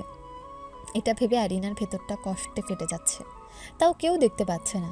চোখ দিয়ে দুফোঁটা পানি গড়িয়ে পড়ল। সেখানে আর না দাঁড়িয়ে সোজা তার রুমে চলে আসে। রুমে এসে কান্না করতে করতে বিছানায় শুয়ে পড়ে। বালিশের মধ্যে মুখ গুজে কান্না করতে করতে বলে উঠল, কেন আপনি আমাকে ভালোবাসেন না? আমি কি দেখতে এতটাই খারাপ ছিলাম যে আমাকে একটু ভালোবাসা যেত না, আগলে রাখা যেত না? আপনি তো অন্য কাউকে ঠিকই ভালোবেসেছেন, অন্য কাউকে ভালোবাসবেন ঠিক আছে, কেন আমার মনের মধ্যে এতটা জায়গা করে নিয়েছেন? কেন ওই 2 দিনে আমাকে বাধ্য করলেন আপনাকে ভালোবাসতে? উত্তর দিতে পারবেন আমার প্রশ্নের? আপনি হয়তো কখনো জানতেও পারবেন না যে এই এরিনা নামক এই হতভাগী আপনাকে ভালোবেসেছিল। আমি বাঁচতে পারবো না আপনাকে অন্য কারোর সাথে দেখে। আপনাকে অন্য কারোর সাথে দেখার আগে আমার যেন মৃত্যু ঘটে। এসব বলতে বলতে এক পর্যায়ে কান্না করতে করতে ঘুমিয়ে পড়ে আরিনা। আর ওইদিকে নিচে রিহাদের বাবা কোনো কিছু না বলে তার রুমে চলে যায়। ওদের 3 ভাইয়ের কথা শুনে রিহাদের মা ওদের কাছে এসে বলল, তোমরা 3 জন আমাদের কাছ থেকে কিছু লুকাচ্ছ, সত্যি করে বলে ফেলো। আমি বেশি প্রশ্ন করতে চাই না তোমাদেরকে, সেই জন্য কথা না বাড়িয়ে কিছু লুকাচ্ছ আমাদের কাছ থেকে, সেটা জানতে চাচ্ছি। বড় চাচা আর ছোট চাচা ওরা একজন আরেকজনের মুখের দিকে তাকায়, তারপর আবারও নর্মাল হয়। তারপর বড় চাচা বলে উঠলেন, তেমন কিছু না ভাবে, এই আর কি একটু কোম্পানির বিষয়ে, এগুলো আপনাদের না জানলেও চলবে। ভাইয়া ভালো করে জানে এই বিষয়গুলো নিয়ে। আমি তোমাদের কাছ থেকে জানতে চাচ্ছি, আমি তোমার ভাইয়ের কাছ থেকে জানতে চাইনি। তাই কথা না বাড়িয়ে সোজা বলে ফেলো। ভাই, তোমরা আমার কাছ থেকে কি লুকাচ্ছ সেটা আমি জানতে চাচ্ছি, দয়া করে বলে ফেলো। ভাইজান, একসময় না একসময় ভাবি ওরা জানতেই পারবে, তাই এখনই বলে দিন ওদেরকে। এখন তো সবকিছু ওরা জানবে, হয়তো আজ নয়তো কাল ওরা জানবেই। তাদেরকে টেনশনে না রেখে বলে দেওয়াই ভালো আমি মনে করি। ভাইয়া যদি পরে আবার রাগ করে এসব নিয়ে ভাবিদেরকে বলেছি, সেই জন্য পরে তো পুরো রাগ ছাড়বে আমার উপর, তুই তো বেঁচে যাবি। ভাইয়া, ভাবিরা অপেক্ষা করতেছে। ভাবিরা এতটাই অপেক্ষা করতেছে, তারা না করে বলে ফেলো। কি বলবে? ওদেরও হয়তো টেনশন হচ্ছে এই বিষয়টা নিয়ে, তাই আর দেরি না করে বললে ফেলাই উত্তম। রিহাদের ছোট চাচার কথা শুনে রিহাদের বড় চাচা বলে উঠলেন, তোমাদের মনে আছে আজ থেকে 8 বছর আগে একদিন বড় ভাইয়া রিহাদকে মেরেছিল, রিহাদ এরিনাকে মেরেছিল বলে? হ্যাঁ, মনে আছে আমাদের। সেই দিন তোর ভাই অনেক মেরেছিল রিহাদকে, কিন্তু ওইটার সাথে এইটার কি? কথা না ঘুরিয়ে তাড়াতাড়ি বলে ফেল। ওই দিন বড় ভাই রিহাদকে মারার পর জিজ্ঞেস করেছিল, অতীত, তুই এরিনাকে মারলি কেন? শুধু শুধু এতগুলো থাপ্পড় কেন দিলি? এরিনা তোর সমান ছিল, এই ছোট্ট মেয়েটাকে কেন মেরেছিস তুই? উত্তর দে। এটা বলে রিহাদের বাবা যখন আরেকটা থাপ্পড় মারতে যাবে, ঠিক তখনই রিহাদের ছোট চাচা এসে রিহাদকে বাঁচিয়ে নিল। তারপর রিহাদ বলল, রিনা, অন্য ছেলেদের সাথে খেলতে গিয়েছিলি কেন? ক্লাসের মধ্যে বসে ও আরেকটা ছেলেকে খাইয়ে দিয়েছিল, সেজন্য মেরেছে ওকে। বাবা এবং রিহাদের দুই চাচা অনেকটা অবাক হয় রিহাদের এই কথা শুনে। রিহাদের ছোট চাচা বলে উঠল, এটা তো নর্মাল বিষয়, ওরা একসাথে পড়ে বন্ধু, সেই জন্য খাইয়ে দিয়েছে। তার জন্য তুই এইভাবে মারবি ওকে? ও তো ছোট, সেজন্যই বুঝেনি একটা বন্ধু আরেকটা বন্ধুকে খাইয়ে দিতে পারে, এটা তেমন কোনো বিষয় নয়। এটা তোমাদের কাছে অনেক ছোট বেশি হতে পারে, কিন্তু আমার কাছে নয়। ও আমি ছাড়া আর কোনো ছেলের সাথে কথা বলবে না, আর কোনো বাইরের ছেলের সাথে মিশবে না, ও শুধু আমার সাথে মিশবে। সেদিনের 18 বছরের রিহাদের কথা শুনে রিহাদের বাবা এবং দুই চাচারা অনেক অবাক হয়েছিল। রিহাদের বাবা কিছুটা আন্দাজ করতে পেরে রিহাদকে সরাসরি প্রশ্ন করে বসে, তুই কি কোনোভাবে এরিনাকে ভালোবাসিস বা পছন্দ করিস? রিহাদের বাবার কথা শুনে তার দুই চাচা অনেক অবাক হয়। তারপর ওরা দুজনেও রিহাদের বাবার মতো রিহাদের দিকে তাকায় রিহাদ কি বলবে সেটা শোনার জন্য। ওদেরকে অবাক করে দিয়ে রিহাদ বলে উঠল, ভালোবাসা বা পছন্দ কি জিনিস সেটা আমি জানি না, কিন্তু আমি এটা জানি ওকে আমার লাগবে, সারা জীবনের জন্য লাগবে। ওকে ছাড়া আমার কখনো চলবে না। অন্য কোনো ছেলের সাথে কথা বলুক, এগুলো আমার একদম পছন্দ না। ওর যত ইচ্ছে বায়না সব আমার কাছে এসে বলবে, অন্য কোনো ছেলের কাছে নয়। সেদিনের 18 বছরের রিহাদের কথা শুনে তার বাবা এবং চাচারা অবাকই হয়েছিল। তারপর রিহাদের বাবা অনেকই বড় একটা ডিসিশন নিয়ে নেয়, সব কিছু ভেবে চিনতে। তারপর রিহাদের বাবা বলে উঠলেন, তোর ওকে চাই তাই না? আমি ওকে তোর হাতে তুলে দিব, বাট আমার একটা শর্ত আছে। রিহাদের বাবার কথা শুনে তার দুই চাচারা অবাক হয়ে তার বাবার দিকে তাকায়। তারপর রিহাদের বাবার কথার পরিপ্রেক্ষিতে রিহাদ বলে উঠল, তুমি যে শর্ত দিবে সেই শর্ত আমি মানতে রাজি আছি। এখন বলো তুমি কি শর্ত দিবে আমাকে? তুই বাকি পড়াশোনাটা এইখান থেকে নয়, দেশের বাইরে থেকে, আমেরিকা থেকে শেষ করবি। তোর বয়স যখন 25+ হবে তখন আমি আমার কথা রাখবো। এর ভেতরে তুই আর কোনোদিন বাংলাদেশে আসতে পারবি না। রিহাদ তার বাবার কথা শুনে কিছুক্ষণ তার বাবার দিকে চুপচাপ তাকিয়ে থাকে। কিছুক্ষণ সময় যাবার পর তার বাবার দিকে তাকিয়ে চোখে চোখ রেখে বলে উঠল, কথা দিচ্ছ ওকে আমার হাতে তুলে দিবে, তাই তো? রিহাদের কথা শুনে ওরা তিনজনই অবাক হয়। রিহাদের বাবা ভেবেছিল রিহাদ এই শর্তে রাজি হবে না, সে তার বাবার সাথে ঝামেলা করবে। কারণ রিহাদ তার বাবা মাকে ছাড়া কখনো থাকতে পারে না। যেখানেই যায় না কেন রাত হলে বাড়িতে ফিরতে হয় ওকে, নয়তো সে কোথাও থাকতে পারে না। রিহাদের বাবা ভেবে চিন্তে উত্তর দিলেন, হ্যাঁ, কথা দিচ্ছি, ওকে তোর হাতে তুলে দিব। কিন্তু আমি তোকে যে শর্তটা দিয়েছি সেই শর্তটা মানার পর, তার আগে নয়। কিন্তু এই 7 বছরের ভেতরে তুই কখনো আর পাড়া দিতে পারবি না বাংলাদেশের মাটিতে। এখন কি তুই আমার শর্তে রাজি? ওকে ঠিক আছে, আমি তোমার শর্তে রাজি। আজকে থেকে আমি আমার আমানতটুকু তোমার কাছে দিয়ে যাচ্ছি, আর তুমি যত তাড়াতাড়ি সম্ভব আমার ফ্লাইটের ব্যবস্থা করো, আমি চলে যাব। ওখানে যাওয়ার পর এই 7 বছরের ভেতরে তুই কখনো এরিনার সাথে যোগাযোগ করার চেষ্টা করবি না। যদি আমি শুনেছি তোর সাথে এরিনার কোনো যোগাযোগ রয়েছে বা তুই যোগাযোগ করার চেষ্টা করেছিস, তাহলে আমি কিন্তু এরিনার বয়স দেখব না, আমি সাথে সাথে ওকে বিয়ে দিয়ে দিব। সেটা তুই খুব ভালো করেই জানিস। তুই আমার কথা রাখবি, তাহলে আমি তোর কথা রাখবো। তুই আমার কথা না শুনলে আমি তোর কথা রাখতে পারবো না। আচ্ছা ঠিক আছে, আমি তোমার প্রত্যেকটা কথা শুনলাম, কিন্তু তুমি এটা মাথায় ঢুকিয়ে নাও, আমি 7 বছর পর দেশে ফিরে যদি আমার আমানতটুকু আমি বুঝে না পাই, তাহলে এই বাড়িতে মনে করো চৌধুরী বাড়িতে আগুন জ্বলবে। সেটা তুমি খুব ভালো করে জানো। শুধু আমি একা পুড়ব না, পুরো চৌধুরী বাড়ি পুড়বে। এমন এক ভয়ানক কথা বলে রিহাদ সেখান থেকে চলে যায়। এতক্ষণ তারা 3 ভাই মিলে তার বড় ভাইয়ের ডেস্কে ছিল।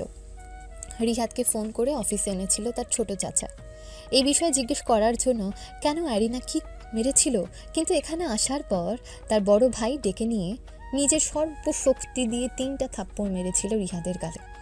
রিহাদ চলে যাবার পর রিহাদের বড় চাচা বলে উঠল, ভাইয়া এতক্ষণ তোমাদের দুজনের মাঝে কি কথা হলো সব আমার মাথার ওপর দিয়ে গেল। আমি তো ভাবতেও পারিনি রিহাদ এরিনাকে পছন্দ করে বসবে, এবং এত ছোট এরিনাকে। তুমি যে কি বলো না ভাইয়া, এরিনা হয়তো ছোট, কিন্তু রিহাদ কিন্তু তার 18 বছর, তাই ওদের একটা পারফেক্ট জুটি হবে। কিন্তু আমি ভাবতেছি অন্য কিছু। ভাইয়া হঠাৎ করে রিহাদকে বাইরে পাঠানোর বুদ্ধি কোথা থেকে পেল? তাই তো ভাইয়া, তুমি এটা কেন করলে ওর সাথে? ওকে কেন বাড়ির বাইরে পাঠাতে চাচ্ছ তুমি, তাও আমেরিকাতে? রিহাদের বড় চাচা এবং ছোট চাচার কথা শুনে রিহাদের বাবা বলে উঠল, ওর যে বয়সটা, এই বয়সটা হচ্ছে কি আবেগের বয়স। এই বয়সে মানুষ অনেক কিছু করে, যার জন্য পরবর্তীতে তাকে পস্তাতে হয়। রিহাদেরও হয়তো সেরকম কোনো কিছু হচ্ছে, যার কারণে তারপর তাকে পস্তাতে হবে, কিংবা এরিনাকে পস্তাতে হবে। ওদের দুজনের কাউকে যেন পস্তাতে না হয়, সেজন্য আমি ওদের দুজনকে আলাদা করতেছি। 7 বছর পর ফেরার পর দেখবি রিহাদ আর তখন এরিনাকে মনে ধরবে না। তখন ওই বিদেশি মেয়েদের সাথে ওঠা বসা হয়ে যাবে, তখন আর ওকে মনে ধরবে না। আমার ধারণা এটা বলতেছে। কিন্তু ভাইয়া, তুমি যেটা বলতেছো আমার সেটা মনে হচ্ছে না। তুমি খেয়াল করেছো রিহাদের কথা বলার স্টাইল? তুমি এক কথার মানুষ সেটা আমরা জানি, কিন্তু রিহাদ কেমন সেটা তুমিও খুব ভালো করে জানো। রিহাদ যেটা বলে সেটাই করে ছাড়ে, এটা তুমিও খুব ভালো করে জানো। যদি তোমার কথা সঠিক না হয় তাহলে কি করবে? রিহাদের শেষের কথাটা শুনেছিলে? ও কিন্তু বলে গিয়েছিল ও একা ফিরবে না, চৌধুরী বাড়ি সহ পড়বে। পোড়ানোর ক্ষমতা কিন্তু রাখে রিহাদ। ছোট ভাইজান যে কথাগুলো বলল, এখন সে কথাগুলো কিন্তু ফেলে দেওয়ার মতো না বড় ভাইজান। আমারও একই কথা মনে হচ্ছে। 7 বছর কেন 10 বছর পরেও যদি ফিরে আসে রিহাদ, তখনও হয়তো সে তার এক কথাতেই থাকবে। কারণ রিহাদও এক কথার মানুষ, সেটা আপনিও খুব ভালো করেই জানেন। ফিউচারে কি করতে চাইছেন ভাইজান? যা কিছুই করেন না কেন আপনার উপরে আমাদের বিশ্বাস আছে, আর আপনার ডিসিশন মানেই আমাদের কোনো আমত নেই। আপনি যা বলবেন তাই হবে। পরেরটা পরে চিন্তা করে দেখা যাবে। এখন যেটা করতে বলেছি সেটাই করতে হবে। এখন ওকে ইমিডিয়েটলি আমেরিকা পাঠানোর ব্যবস্থা কর। 15 দিন সময়, 15 দিন সময়ের ভেতরে ওকে আমেরিকা পাঠাবি, নয়তো ওর ডিসিশন আবার কখন ঘুরে যায় কিছুই বলা যায় না। সেদিনের মতন এতটুকু পর্যন্তই ছিল। ঠিক 15 দিনের মাথায় রিহাদকে পাঠিয়ে দেওয়া হয় আমেরিকাতে। এই 7 বছর পর্যন্ত তার সাথে কোনো যোগাযোগ ছিল না অ্যারিনার, কিন্তু সবসময় অ্যারিনার খোঁজ খবর রেখে গিয়েছিল রিহাদ। সবসময় নিজের প্রেয়সীর কথা মনে করে চোখের পানি ফেলত। এভাবেই কেটেছিল তার সাথে 7-8টা বছর।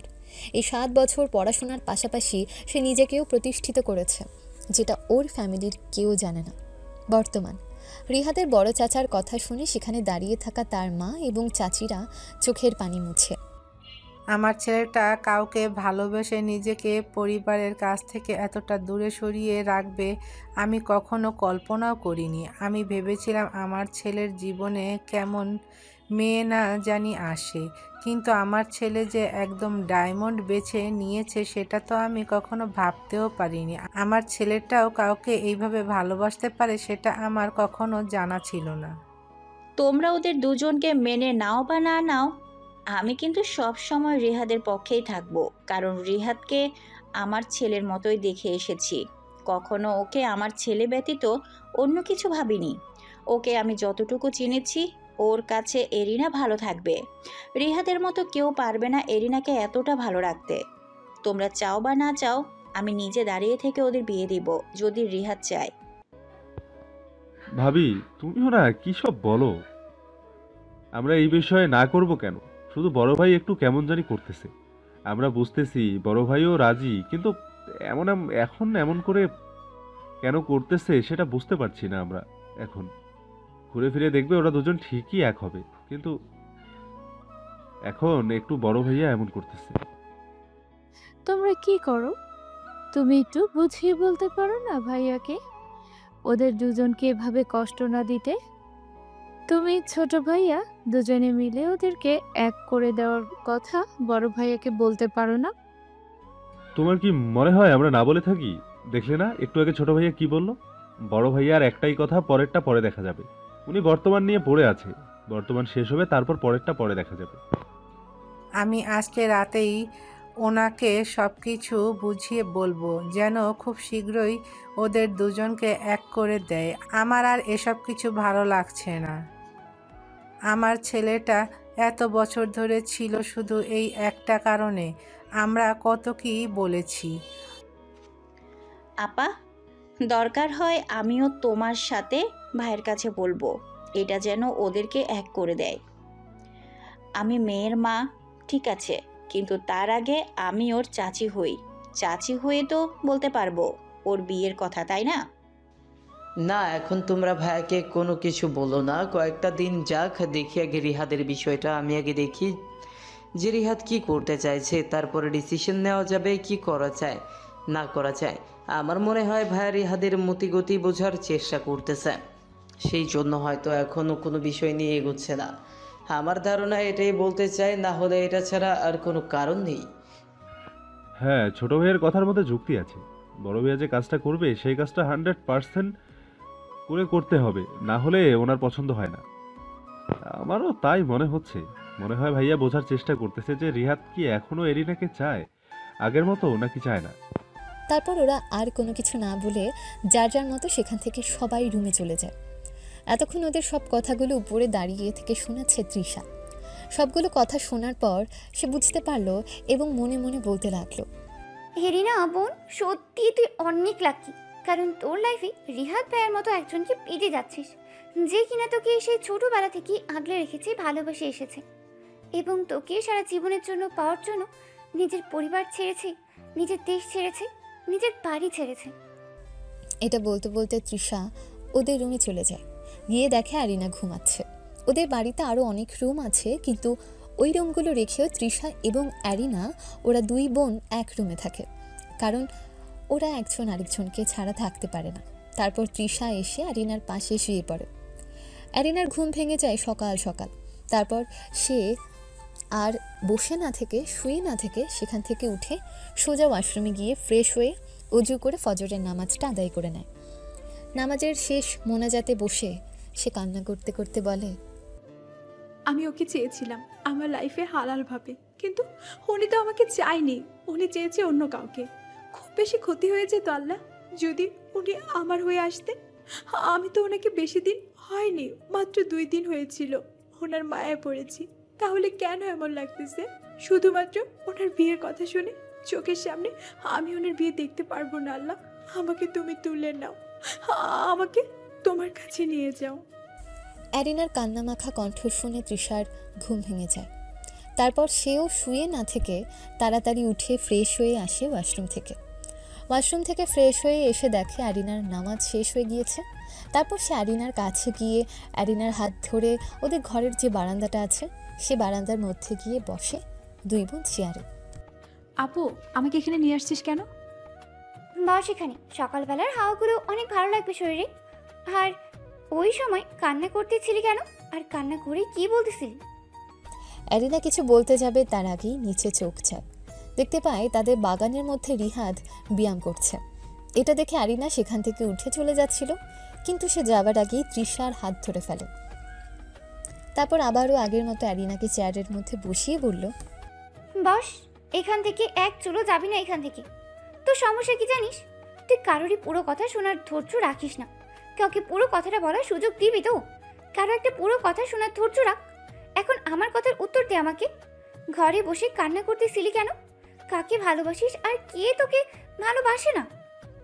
ভুল শুনেছিস, আমি কাউকে ভালোবাসি না। কাকে ভালোবাসবো? আর আমি কাউকে ভালোবাসলে সেটা তুই জানতিস না?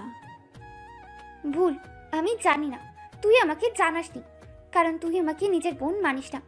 আর যদি মানতি তাহলে এখনো না করতি না, আমার সামনে অস্বীকার করতি না। সত্যিটা আমাকে জানাতে, আমাকে বলতে। অ্যারিনা কোনো কথা না বলে মাটির নিচে তাকিয়ে আবারও কান্না করতে থাকে। অ্যারিনার এই অবস্থা দেখে তৃষা বলে উঠল, মাত্র 2 দিনে তোর এই অবস্থা?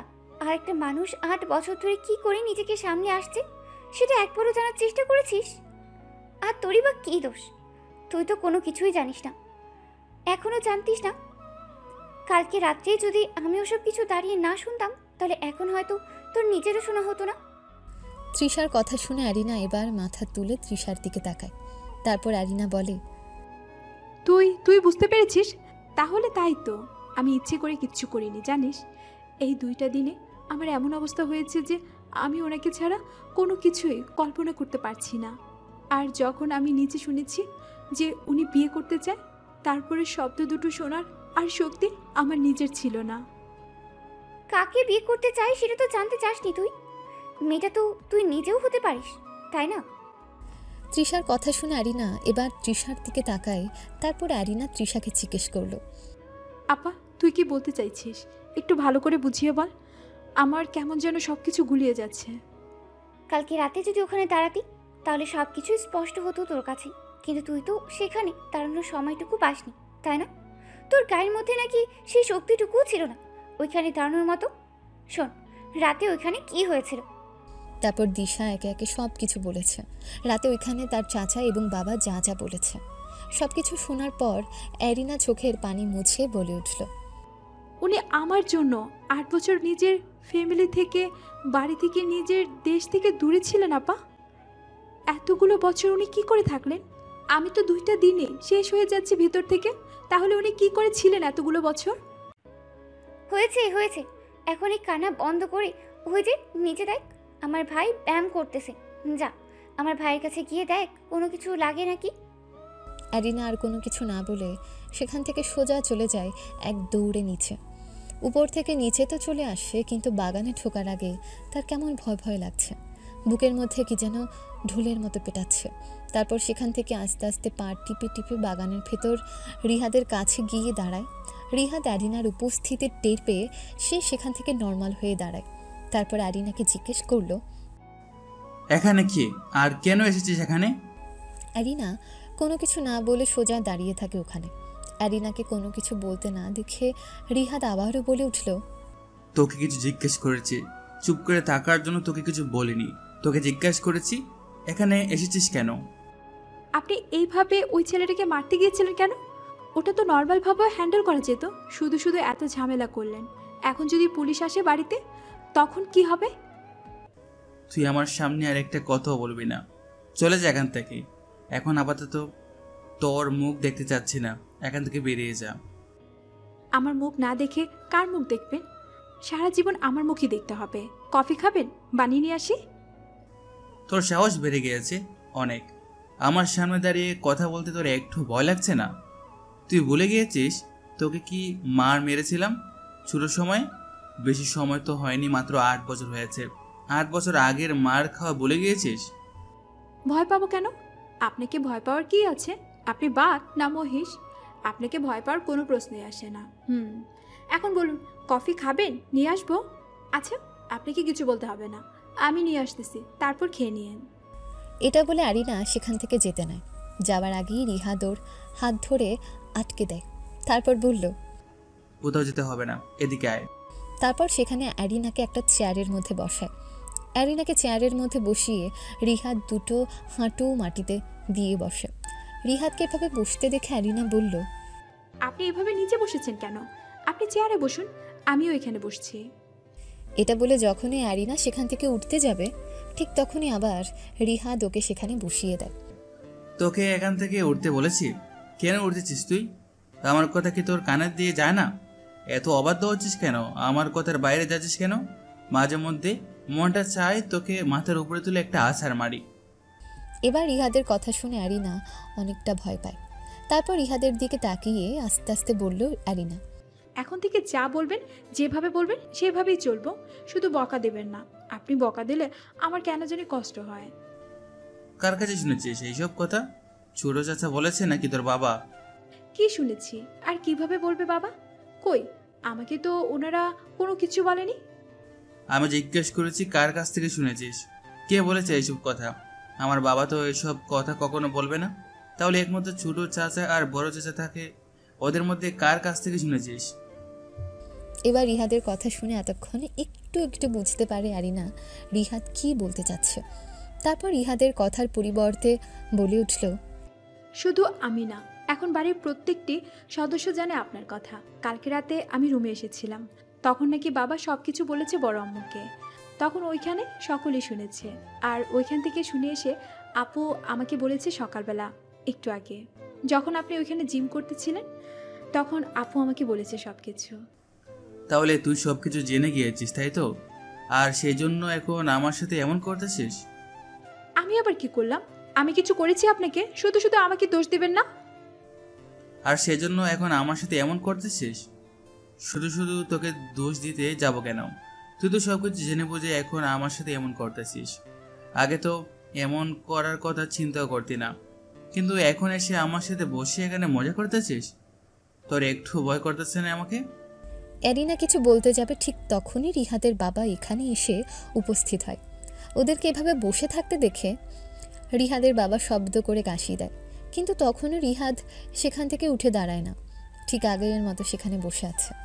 কিন্তু অ্যারিনা সেখান থেকে জোর করে উঠে চলে যায়। অ্যারিনা চলে যাওয়ার পর রিহাদের বাবা এসে বসে বলল, তার মানে তুমি কি ঠিক করে নিয়েছো?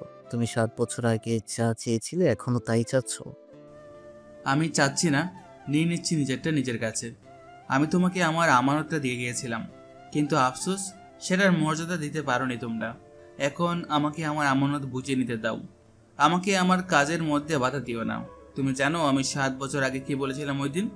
আশা করি আমার শেষের কথাটা এখনো তোমাদের মনে আছে। তোমাকে কিছু করতে হবে না, আর 2 বছর পর সবকিছু ঠিক করে দেবো আমি। রিহাদের বাবার কথা শুনে রিহাদ একটু হাসে, তারপর তার বাবাকে তাচ্ছিল্য করে বলতে লাগলো, তুমি এখনো ভাবলে কি করে আমি তোমার উপর ভরসা করিয়ে বসে থাকবো? 2 বছর বলেছো না তুমি? আমি 2 সপ্তাহ ওয়েট করতে রাজি নই। তুমি বুঝতেছো না, 7টা বছর আমি আমার দেশ, আমার বাড়ি, নিজের ফ্যামিলি থেকে দূরে ছিলাম, শুধুমাত্র একটু ভালো সময়ের জন্য। আশা করি সেই সময়টা খুব শীঘ্রই আসতে যাচ্ছে। তার মানে কি তুমি ঠিক করে নিয়েছো? আমার আর কোনো কথা শুনবে না তুমি? আপনি একটু ভুল বললেন। আমি আপনার প্রত্যেকটা কথা শুনবো, শুধু এই কথাটা ছাড়া। আশা করি আপনি আমার কথাটা বুঝবেন, এই বিষয়ে কোনো কথা বলবেন না। আচ্ছা ঠিক আছে, তুমি যেই দিন অফিসে জয়েন করো সেই সপ্তাহে তোমাদের বিয়ে দিব।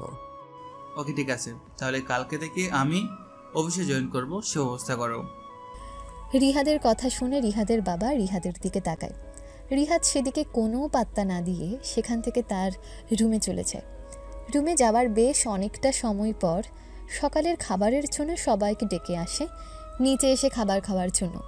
সবাই বসে একসাথে খাবার খাওয়ার সময় রিহাদের বাবা বলল, তোদের সাথে কথা হচ্ছে ইম্পর্টেন্ট, খেয়ে নে, তাড়াতাড়ি অফিসে গিয়ে বলবো। কি কথা ভাই, এইখানে বলা যাবে না? প্রাইভেট বিষয় নাকি? ইম্পর্টেন্ট দেখেই তো অফিসে গিয়ে বলবো বলেছি, নয়তো এখানেই বলতে পারতাম। এত কথা না বলে তাড়াতাড়ি খেয়ে অফিসে আয়, আমি অফিসে যাচ্ছি, লেট করবি না কিন্তু। এটা বলে রিহাদের বাবা খাওয়া শেষ করে টেবিল থেকে উঠে চলে যায়। রিহাদের বাবা চলে যাওয়ার পর রিহাদ সে নিজেও সেখান থেকে উঠে বেসিনে যায় হাত ধুতে। রিহাদের পেছনে গিয়ে টিস্যু নিয়ে দাঁড়ায় অ্যারিনা। এটা দেখে বাড়ির সকলে মুচকি হাসে। আরে দেখছো আপা, আমাদের মেয়ে কিন্তু বিয়ের আগে বর পাগলা হয়ে গিয়েছে। দেখো কি সুন্দর করে আমাদের মেয়েটা বরের সেবা যত্ন করতেছে। আমার ভাতিজি তোমার থেকে কত ছোট, তোমার কোনো আন্দাজ আছে? সে তোমার মেয়ের সমান হবে। কি করে স্বামীর সেবা করতে হবে সবকিছুই বুঝে, কিন্তু তুমি বুঝলে না শুধুমাত্র। আমরা কিন্তু এখানে আছি, ভুলে যাস না তোরা। তোরা এখন বুড়ো হয়ে যাচ্ছি, তোদের আর এমন দিন নেই। যৌবনকালে কম করেছিস, আমার বোনটাকে কম জ্বালিয়েছিস তুই, এখনো জ্বালাতে চাস তাই না? ওরা আমাদের কষ্টটা বুঝবে না রে ভাই। এখন কথা না বলে চুপচাপ তাড়াতাড়ি খাবার শেষ করে অফিসে যেতে হবে। দেরি হলে আবার ওইখানে গিয়ে বড় ভাইয়ের বাস খেতে হবে। আর ওইদিকে রিহাদের হাত ধোয়া শেষ হওয়ার পর অ্যারিনা টিস্যু দিয়ে বলল, নিন আপনার হাত মুছে নিন ভালো করে। আজকে কি কোথাও যাবেন? রিহাদ কোনো কিছু না বলে হাত মুছতে মুছতে একটু সামনে এগোয়।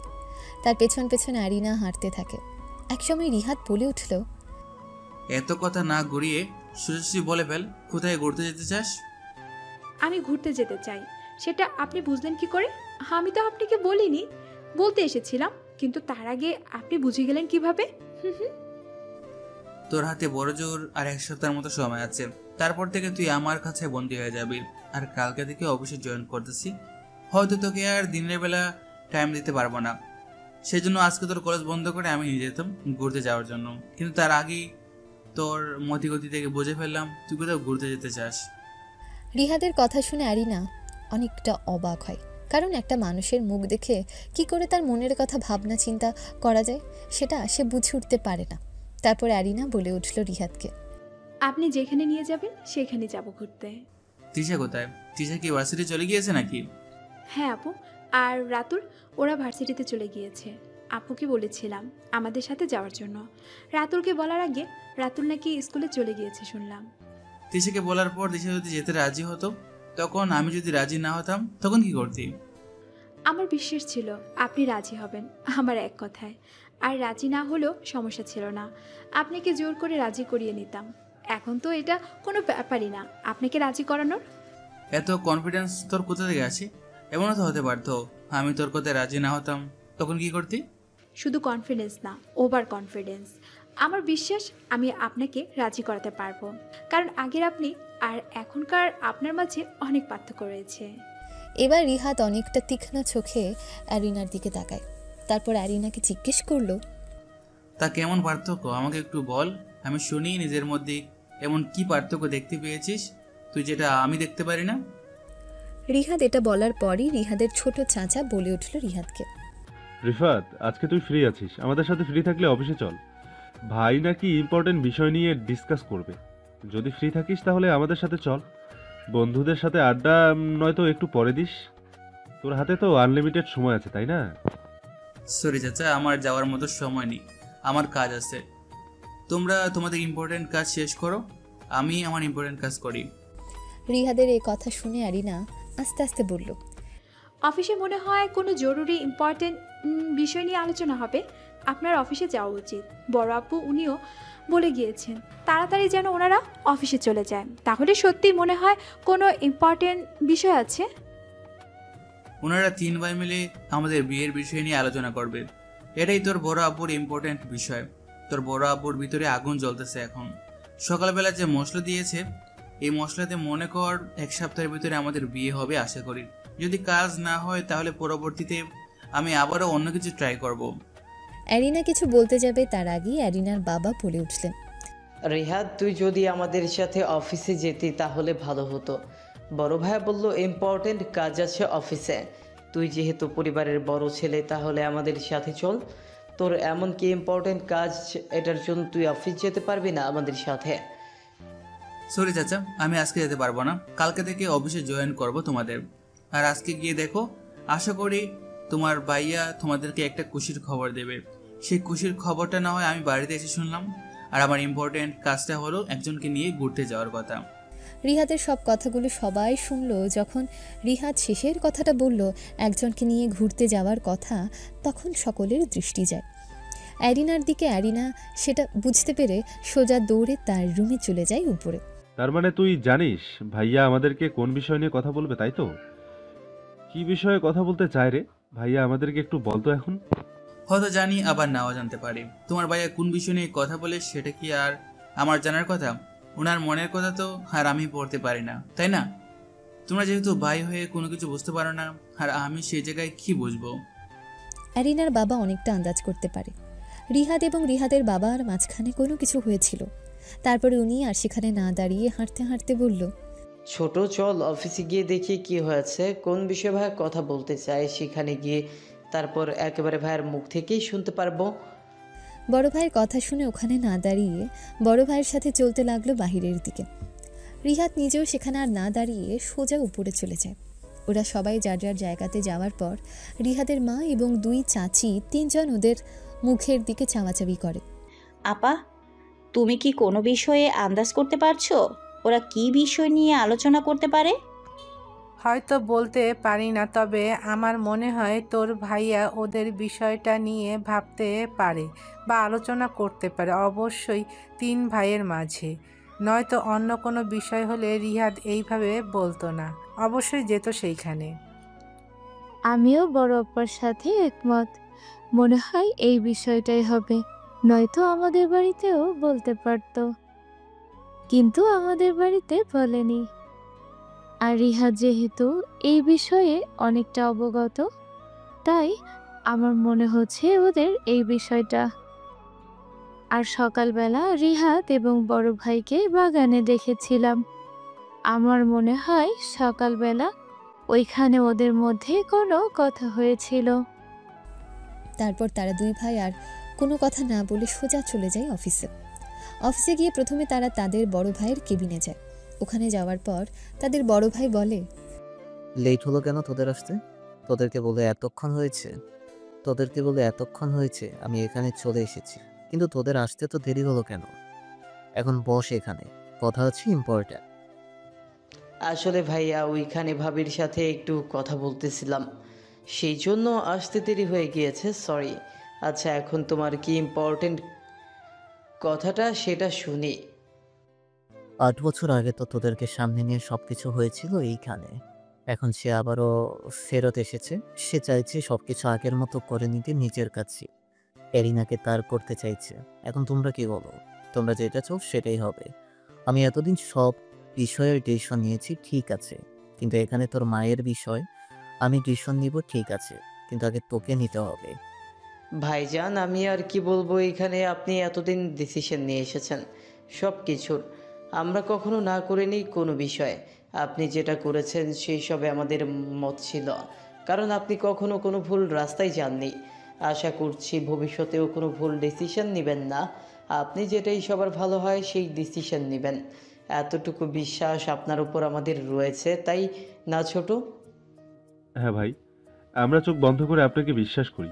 আপনি যে ডিসিশন নেবেন আমরা চোখ বন্ধ করে সেই রাস্তায় পা বাড়াবো। আমরা চাই আপনি আমাদের অভিভাবক, আপনি সব ডিসিশন নিন, আমরা শুধু পথ দেখানোর রাস্তায় হেঁটে যাব। তোদের মতো ভাই পাওয়া সত্যি ভাগ্যের বিষয়। আল্লাহ আমাকে সেই ভাগ্য দিয়েছে, তোদের মতো ভাই পেয়েছি। দোয়া করি পৃথিবীতে যেন সকলের এমন ভাই থাকে, কিন্তু সবশেষে ওরা তোর মেয়ে তোর হাতিজি। ওর জন্য ভালো একটা ছেলে দেখা এবং ভালো ছেলের হাতে ওকে তুলে দেওয়া, সেটা তোদের দায়িত্বের মধ্যে পড়ে। এখন তোদের কাছে রিহাদকে কেমন মনে হয়? রিহাদকে এরিনার যোগ্য মনে হয় তোদের? এখন এই ডিসিশনটা তোদের নিতে হবে। ভাইজান, আমরা আর কি বলবো, আমরা প্রথম থেকে এই বিষয়টাতে রাজি ছিলাম, শুধু তোমার মতামতের অপেক্ষা করতেছিলাম। তুমি কি বলো সেটা জানার জন্য অপেক্ষায় ছিলাম। আমাদের দিক থেকে সম্পূর্ণ হ্যাঁ, রিহাদের মতো ভালো ছেলে কোনো মেয়ের বাবা হাতছাড়া করবে না। রিহাদকে আমার মেয়ের জামাই হিসেবে 100% পছন্দ হয়েছে। তুই কি বলিস ছোট? আমরা এখানে কথা বলতে চাই না, এখানে আর আমরা কথা বলার মতো কোনো বিষয় খুঁজে পাচ্ছি না আমি। আর তোমরা যে সিদ্ধান্ত নাও না, আচ্ছা, আর তোমরা যে সিদ্ধান্ত নাও না কেন, আমি সবসময় রিহাদের পক্ষে এবং এরিনার পক্ষে আছি। আগে রিহাদ শুধু একা এরিনাকে ভালোবাসতো, এখন আমি বুঝতে পারতেছি এরিনা নিজেও রিহাদকে ভালোবাসে। হ্যাঁ, সেটাই।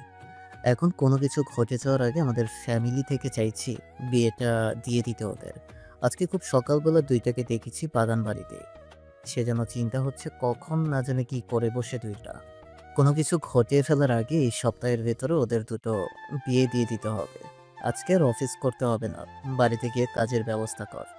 আর কালকে থেকে রিহাদ অফিসে জয়েন করবে। তারা দুই ভাই আর কোনো কথা না বলে সোজা বাড়িতে গিয়ে সব কিছু ব্যবস্থা করতে থাকে, এমনকি কাজীকেও ডেকে নিয়ে আসে।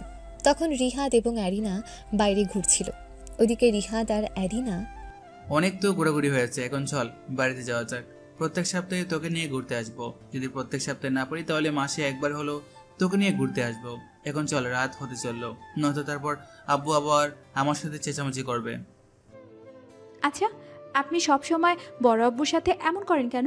আপনি কি বড় আব্বুর সাথে ভালো করে কথা বলতে পারেন না? আমার মাঝে মাঝে মনে হয় জন্মের পর আপনার মুখে মধু দেওয়া হয়নি, সেই জন্য আপনি এমন তেতো। রিহাদ কোনো কিছু না বলে অ্যারিনার অনেকটা কাছে আসে। তারপর অ্যারিনার ঠোঁটের দিকে তাকিয়ে বলল, এতগুলো বছর তোর থেকে আমাকে দূরে রাখার একমাত্র ব্যক্তি উনি। উনি যদি সেদিন আমাকে দূরে না পাঠাতো তাহলে আর কেউ আমাকে দূরে সরিয়ে রাখতে পারতো না তোর থেকে। তোর বাবা, ছোট চাচা, ওনারা রাজি ছিল, কিন্তু আমার বাবা মাঝখানে ভিলেনের মতো প্লে করেছে। এখন তুই বল ওনার সাথে আমার কেমন বিহেভিয়ার করা উচিত? অ্যারিনা কোনো কিছু না বলে সোজা গিয়ে বাইকের কাছে দাঁড়ায়। অ্যারিনার পিছু পিছু রিহাদ, সেও গিয়ে বাইকের মধ্যে উঠে বসে। ঠিক তখনই অ্যারিনা পেছন থেকে বলে উঠল, এই কালারটা আমার পছন্দের কালার, আপনার চয়েস আছে বলতে হবে। আমার নারী, তোর নিজের চয়েস আছে। ছোটোর সময় তুই বলেছিলি তোর বাইক অনেক পছন্দের, তুই বাইকে করে ঘুরে বেড়াতে চাস, আর এই পছন্দের কালারটাও তোর নিজের চয়েস। তুই এই কালারটা পছন্দ করে সেই জন্য এই বাইকটা নিয়ে নিলাম এই কালারের মধ্যেই। রিহাদের কথা শুনে অ্যারিনা বাইকের মধ্যে উঠছিল, তখনই আবার নিচে দাঁড়িয়ে যায়। তারপর রিহাদের দিকে তাকিয়ে বলল, তাহলে আপনি নিজের পছন্দে বাইক কিনেননি? আপনি আমার জন্য, আমার পছন্দের জন্য আপনি এই বাইক কিনে ফ্যামিলির কাছে বকা খেয়েছেন, তাই তো? কিন্তু এমন পাগলামি কেন করতে গেলেন? আমি কি বলেছিলাম আপনাকে বাইক চাই আমার? আমি শুধু বলেছিলাম বাইক আমার পছন্দ, আমার ভালো লাগে। শোন, তোর বাইক ভালো লাগে আমি শুধু এটা বুঝি। তুই মুখ ফুটে কি বলবি বলবি না সেটা আমার জানার দরকার নেই, বোঝার দরকার নেই। তোকে দেখে আমি যা বুঝতে পারি তাতেই আমার হয়। তোর খুশির জন্য আমি যা ইচ্ছা তাই করতে পারি। পরিবারের বকা তো এটা সামান্য একটু মাত্র। এখন আর কোনো কথা না বলে তাড়াতাড়ি উঠে বস, না হয়তো আজকে বাড়িতে যাওয়ার পর তোর বড় আব্বু আমার সাথে ছোটখাটো একটা যুদ্ধ ঘোষণা করবে। অ্যারিনা বাইকে উঠতে উঠতে বলল, আপনার সাথে যুদ্ধ ঘোষণা করেও তো ওনারা পেরে ওঠে না। আপনার তো গন্ডারের চামড়া, আপনাকে কোনো কিছু বলে হেলানো যায় না। রিহাদ আর কোনো কিছু বলে না। কোনো কিছু না বলে সে বাইক স্টার্ট করে রানিং করে চালাতে থাকে, আর পেছন থেকে অ্যারিনা শক্ত করে রিহাদকে জড়িয়ে ধরে। বেশ কিছুক্ষণ সময় বাইক চালিয়ে ওরা দুজন চলে আসে বাড়িতে। বাড়ির সামনে বাইক রেখে দুজন দুজনের দিকে তাকায়। দেখতে পায় বাড়িতে অনেক মেহমান রয়েছে, যারা শুধু অনেক কাছের মেহমানগুলো, বিশেষ করে রিহাদের ফুপিরা, নানুর বাড়ির রিহাদের এবং অ্যারিনার। ওনারা কয়েকজন ছিল শুধু। আচ্ছা, ভিতরে এত মানুষ কেন? সবাই আমাদের বাড়িতে না বলে আর বাড়ি এত সাজাচ্ছে কেন? কেউ আসবে নাকি বাড়িতে? এখানে দাঁড়িয়ে না থেকে চল ভিতরে গিয়ে দেখি কি হচ্ছে, তারপর বোঝা যাবে। এখানে দাঁড়িয়ে থাকলে কিছু বুঝতে পারবি না। এটা বলে রিহাদ অ্যারিনার হাত ধরে ভেতরে যায়। ভেতরে যাওয়ার পর অ্যারিনাকে দেখে অ্যারিনার ফুপি অ্যারিনাকে ধরে। অ্যারিনার ফুপি অ্যারিনার বাবাকে বলে উঠল, ভাই শোন, তোদের কাছে আমার একটা কথা আছে। এতদিন ধরে শুধু বলবো করে এসেছি, কিন্তু কখনো বলা হয়ে ওঠেনি। আজকে জানি না তোদের কি এমন খুশির দিন, এখনো আমাদেরকে বলিসনি। বলতেছিস শুধু পরে জানাবি, পরে জানাবি। তোদেরটা পরে জানাস, আগে আমারটা আমি বলতেছি তোদেরকে। তুই কি বলতে চাইছিস বলে ফেল তাড়াতাড়ি। এত হেয়ালি করার কি আছে? আর কি বলতে চাস তুই? তুই কি বলতে চাইছিস বলে ফেল তাড়াতাড়ি। এত হেয়ালি করার কি আছে? আর কি বলতে চাস তুই? এতদিন যা বলতে পারিসনি, কি এমন কথা যেটা এতদিন তোর পেটের মধ্যে ছিল কিন্তু মুখে আসেনি? রিহাদের ফুপু এবার রিহাদের হাত থেকে দূরে সরিয়ে নেয় অ্যারিনাকে। তারপর রিহাদের বাবা এবং বড় চাচার দিকে তাকিয়ে বলে উঠল, ভাইয়া আগে বল আমার কথাটা রাখবে তোমরা, তাহলেই বলবো, আর নয়তো বলবো না। আমি তোমাদের এই মেয়েটাকে আমার নিজের মেয়ে হিসেবে আমার ঈশানের বউ করে নিয়ে যেতে চাই। আমি জানি তোমরা এই বিষয় নিয়ে আগে কখনো ভাবোনি, কিন্তু আমি তোমাদেরকে বলছি আমার কথাটা ফেলতে পারবে না, আমার কথাটা রাখতেই হবে। রিহাদের ফুপির কথা শুনে রিহাদের বাবা এবং দুই চাচা রিহাদের দিকে তাকায়। রিহাদ এখানে কোনো কিছু না বলে সোজা উপরে উঠে যায়। রিহাদের যাওয়ার দিকে তাকিয়ে থাকে ওরা তিনজন ভাই, আর রান্নাঘর থেকে সবগুলো কথা শুনে রিহাদের যাওয়ার দিকে তাকিয়ে থাকে ওর মা এবং দুই চাচি। রিহাদ রুমে যাওয়ার সাথে সাথে অনেক জোরে দরজা লাগানোর শব্দ হয়। তখনই আবার রিহাদের ফুপি বলে উঠল, কি হলো ভাই, তোরা কিছু বলতেছিস না কেন? আমি তোদের সাথে কথা বলতেছি, তোরা কি বুঝতে পারছিস না? আমি আর কিছু বলার আগেই রিহাদের রুম থেকে একটার পর একটা কাঁচ ভাঙার শব্দ ভেসে আসছে। এসব কিছু ভাঙার শব্দে সকলে দৌড়ে উপরে ওঠে। রিহাদের বাবা এবং তার দুই চাচা উপরে দৌড়ে ওঠে। রিহাদের রুমের দরজা খুলে ভেতরে যায়। তারপর দেখতে পাই রিহাদের রুম পুরো লণ্ডভণ্ড হয়ে আছে। কাছের যত জিনিস ছিল সবগুলো ভেঙে ফেলেছে ও। সবগুলো জিনিস যখন একে একে ভেঙে মাটিতে পড়েছিল, তখন রিহাদের ছোট চাচার চোখ যায় রিহাদের হাতের দিকে। রিহাদের হাতের দিকে তাকিয়ে রিহাদের ছোট চাচা বলে উঠল, কি রে রিহাদ, তুই হাতে কি করেছিস? এই অবস্থা কি হলো কি করে? এটা বলে দৌড়ে উনি রিহাদের হাত ধরে ফেলে। তারপর একে একে সকলের দৃষ্টি যায় রিহাদের হাতের দিকে। এটা দেখে রিহাদের মা এই কাছের উপর দিয়ে দৌড়ে রিহাদের কাছে গিয়ে বলল, এটা কি করেছিস তুই বাবা? হাতের এই অবস্থা করেছিস কেন তুই? এই তুমি এখানে দাঁড়িয়ে দেখতেছো কি? ডাক্তারকে ডাকো তাড়াতাড়ি। রিহাদের বড় চাচা চলে যায় ডাক্তার ডাকতে, কিন্তু তখনই রিহাদ রিহাদের বাবাকে বলে ওঠে, আমার হাত থেকে রক্ত পড়তেছে, নিশ্চয়ই তোমাদের চোখে পড়েছে সেই রক্তটা। আমার হাত থেকে ততক্ষণ পর্যন্ত রক্ত পড়বে যতক্ষণ পর্যন্ত না ওকে আমি পুরোপুরিভাবে নিজের দখলে নিয়ে আসব। এখন যদি এটা রক্ত পড়তে পড়তে বন্ধ হয়ে যায়, তারপর আবার আমি সেই জায়গাটা ক্ষত বিক্ষত করে আবার রক্ত চড়াবো। তুই কি বলতেছিস সব পাগলের মতো? বাড়িতে এত মেহমান কিসের জন্য তুই জানিস? তখনই রিহাদের নানি আসে সেখানে। উনি এসে বলল, কি রে নাতি, তুই এইভাবে হাতটা কেন কাটতে গেলি? তোর এত জেদ কোথায় থাকে আমি শুনি বলতো? নানু, ওদের সবাইকে বলো আগে আমি এখনই বিয়ে করবো এই মুহূর্তে। আমার বিয়ে করার পর সবাই আমার হাতের চিকিৎসা করতে পারবে, তার আগে কেউ আমার হাতের চিকিৎসা করতে পারবে না। রিহাদের কথা শুনে রিহাদের বাবা রিহাদের ছোট চাচাকে বলল, এখানে আর দাঁড়িয়ে না থেকে নিচে কাজী বসে আছে, কাজীকে ডেকে নিয়ে আসে এখানে। রিহাদের চাচা আর কোনো কিছু না বলে সেখান থেকে চলে যায় নিচে কাজীকে ডেকে আনতে। তখনই রিহাদের বড় চাচা সেখানে চলে আসে। রিহাদের বড় চাচাকে দেখে রিহাদের বাবা বলে উঠল, এত পাগল হয়ে যাচ্ছে, এটাকে এক্ষুনি দিয়ে দিচ্ছি, কাজীকে উপরে আসতে বলছি। আচ্ছা ঠিক আছে, সমস্যা নেই ভাই, এইটা তো আমাদের বাড়ি, তাই না? যেখানে ইচ্ছে বিয়ে পড়াক। তারপর কাজী উপরে এসে যখন অর্ধেক বিয়ে পড়ানো শেষ হয়ে যায় তখন কাবিন লেখার সময় রিহাদ বলে উঠল, আপনি কাবিন লিখুন, ও কখনো আমাকে ছেড়ে যেতে পারবে না। যদিও আমাকে ছেড়ে যাওয়ার কথা কখনো চিন্তা করে, তাহলে যেন আমাকে মেরে কবর দিয়ে তারপর যায়। আর বেঁচে থাকতে কখনো আমাদের ডিভোর্স হবে না। আর যদিও ও চায়, ডিভোর্সের পরও ওর আমার সাথে থাকতে হবে। রিহাদের কথা শুনে সেখানের সকলেই অবাক হয়েছে। রিহাদের বাবা কোনো কিছু বলেনি, কাজী রিহাদের বাবার দিকে তাকায়। তারপর রিহাদের বাবা ইশারা করে বলল, রিহাদ যা বলেছে সেগুলোই যেন লেখে। কাজী নিজের মতো করে বিয়ে করিয়ে দিয়ে চলে যায়।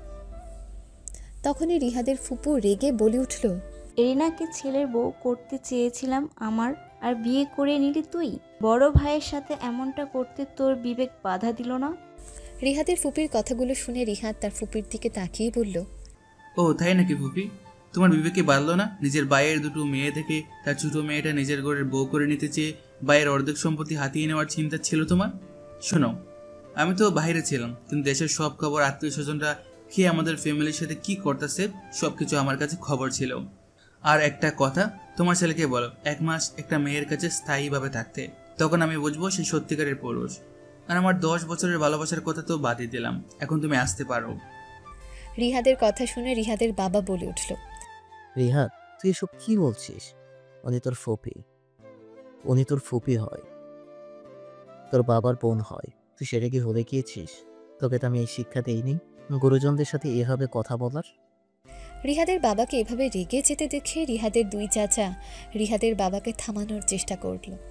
বাবা, আমি হয়তো এখন রেগে আছি, কিন্তু আমি এখন যে কথাগুলো বলছি সে কথাগুলো সত্যি, একটা কথাও মিথ্যা ছিল না। তুমি কি ভেবেছিলে আমি বাইরে থেকে চলে গিয়েছি, দেশ থেকে চলে গিয়েছি বললে আমি আর দেশের খোঁজ খবর রাখবো না, তাই তো? চারদিক দিয়ে নিজের চোখ খান খোলা রেখে তারপর এতটুকু এসেছি। আমেরিকাতে নিজের সাম্রাজ্য এমনি তৈরি করে নি, বুঝেছ? আমার বিজনেস রয়েছে নিজস্ব, সেটা তোমরা জানো আমেরিকাতে। তোমরা জানো না, কিন্তু আমি জানি বাংলাদেশে কে তোমাদের উপর কিভাবে নজর রাখছে, কে তোমাদের ভালো চায় আর কে তোমাদের খারাপ চায়। এই 8 বছরের সব খবরাখবর রেখেছি আমি। হয়তো দেশের বাইরে ছিলাম, কিন্তু এতটাও দূরে ছিলাম না। রিহাদের কথা শুনে রিহাদের ফ্যামিলির সকলে রিহাদের দিকে কেমন করে যেন তাকায়। ওদেরকে কোনো কিছু বলতে না দিয়ে রিহাদ আবারও বলে উঠল, আমার যা বলার ছিল আমি সব বলে দিয়েছি, এখন তোমরা এখান থেকে আসতে পারো। সবাই চলে যাও, একমাত্র এরিনা ছাড়া। রিহাদের কথা শুনে সকলে সেখান থেকে চলে যায়, একমাত্র এরিনা ছাড়া। বিয়ে পড়ানোর সাথে সাথে ডক্টর রিহাদের হাতের চিকিৎসা শুরু করেছিল এবং এক পর্যায়ে হাতটা ব্যান্ডেজ করে দিয়ে ডাক্তার চলে গিয়েছিল। বিয়ে পড়ানো শেষ হওয়ার সাথে সাথে হাতের কাজ করাও শেষ হয়ে যায়। সবাই চলে যাওয়ার পর রিহাদ এরিনাকে বলল, তুই আমার 10 বছরের আসক্তি, তোকে এত সহজে কিভাবে নিজের থেকে আলাদা হতে দেই বল? তুই তো একমাত্র শুধুই আমার। ভালোবাসি যে তোকে, নিজের থেকেও 1000 গুণ বেশি ভালোবাসি। তোকে ছাড়া বাঁচবো না রে, সারা জীবন থেকে যাস আমার হয়ে। এরিনা কিছু না বলে রিহাদের পাশে বসে রিহাদকে জড়িয়ে ধরে বলল, এই কিছুদিনে যেভাবে আপনার প্রতি আসক্ত হয়েছি, মৃত্যু ব্যতীত সেই আসক্ত কখনোই ফুরাবে না। আজকের পর থেকে এই কথাটা মুখ দিয়ে কখনো বের করবি না। এই কথা তোর মুখ দিয়ে শুনলে জানে মেরে ফেলবো। আমি নিজেই তোকে, আমার ভালোবাসা তুই। ভালোবাসি, ভালোবাসি, খুব বেশি ভালোবাসি। এই জীবনে আপনাকে পেয়ে আমি আর কিছুই চাই না। জীবনের শেষ নিঃশ্বাস পর্যন্ত শুধু আপনাকেই ভালোবেসে যাব। ঠিক আছে ম্যাডাম, আপনি যেভাবে বলবেন সেভাবেই হবে সব কিছু। ভালোবাসি ম্যাডাম, নিজের থেকেও বেশি ভালোবাসি। আপনি আমার ভালোবাসা নন, আপনি আমার আসক্তি। খুব মারাত্মকভাবে আপনার উপর আসক্ত হয়ে গিয়েছি। এটা বলে রিহাদ এরিনাকে জড়িয়ে ধরে শুয়ে পড়ে। এরিনাও আস্তে আস্তে রিহাদের বুকে মাথা রেখে শুয়ে পড়ে। তো গল্পটা আপনাদের কাছে কেমন লেগেছে অবশ্যই কিন্তু আমাদেরকে কমেন্টে আপনাদের মূল্যবান মতামত জানাতে ভুলবেন না। আর আমাদের চ্যানেলের যদি নতুন অতিথি হয়ে থাকেন বা সদস্য হতে আগ্রহ প্রকাশ করেন, সেক্ষেত্রে আমাদের গল্পগুলো ভালো লাগলে অবশ্যই চ্যানেলটাকে সাবস্ক্রাইব করে দেবেন এবং পাশে থাকা বেল বাটনটিও চাপতে ভুলবেন না যেন, কারণ আমরা প্রতিদিনই গল্প ছাড়ছি, সেই গল্পের আপডেটগুলো যাতে আপনারা সবার আগেই পেয়ে যান, সেই উদ্দেশ্যেই এই কথাগুলো বলা। তো দেখা হচ্ছে অন্য কোনো নতুন গল্পে। সে পর্যন্ত সবাই ভালো থাকবেন, সুস্থ থাকবেন। আল্লাহ হাফেজ।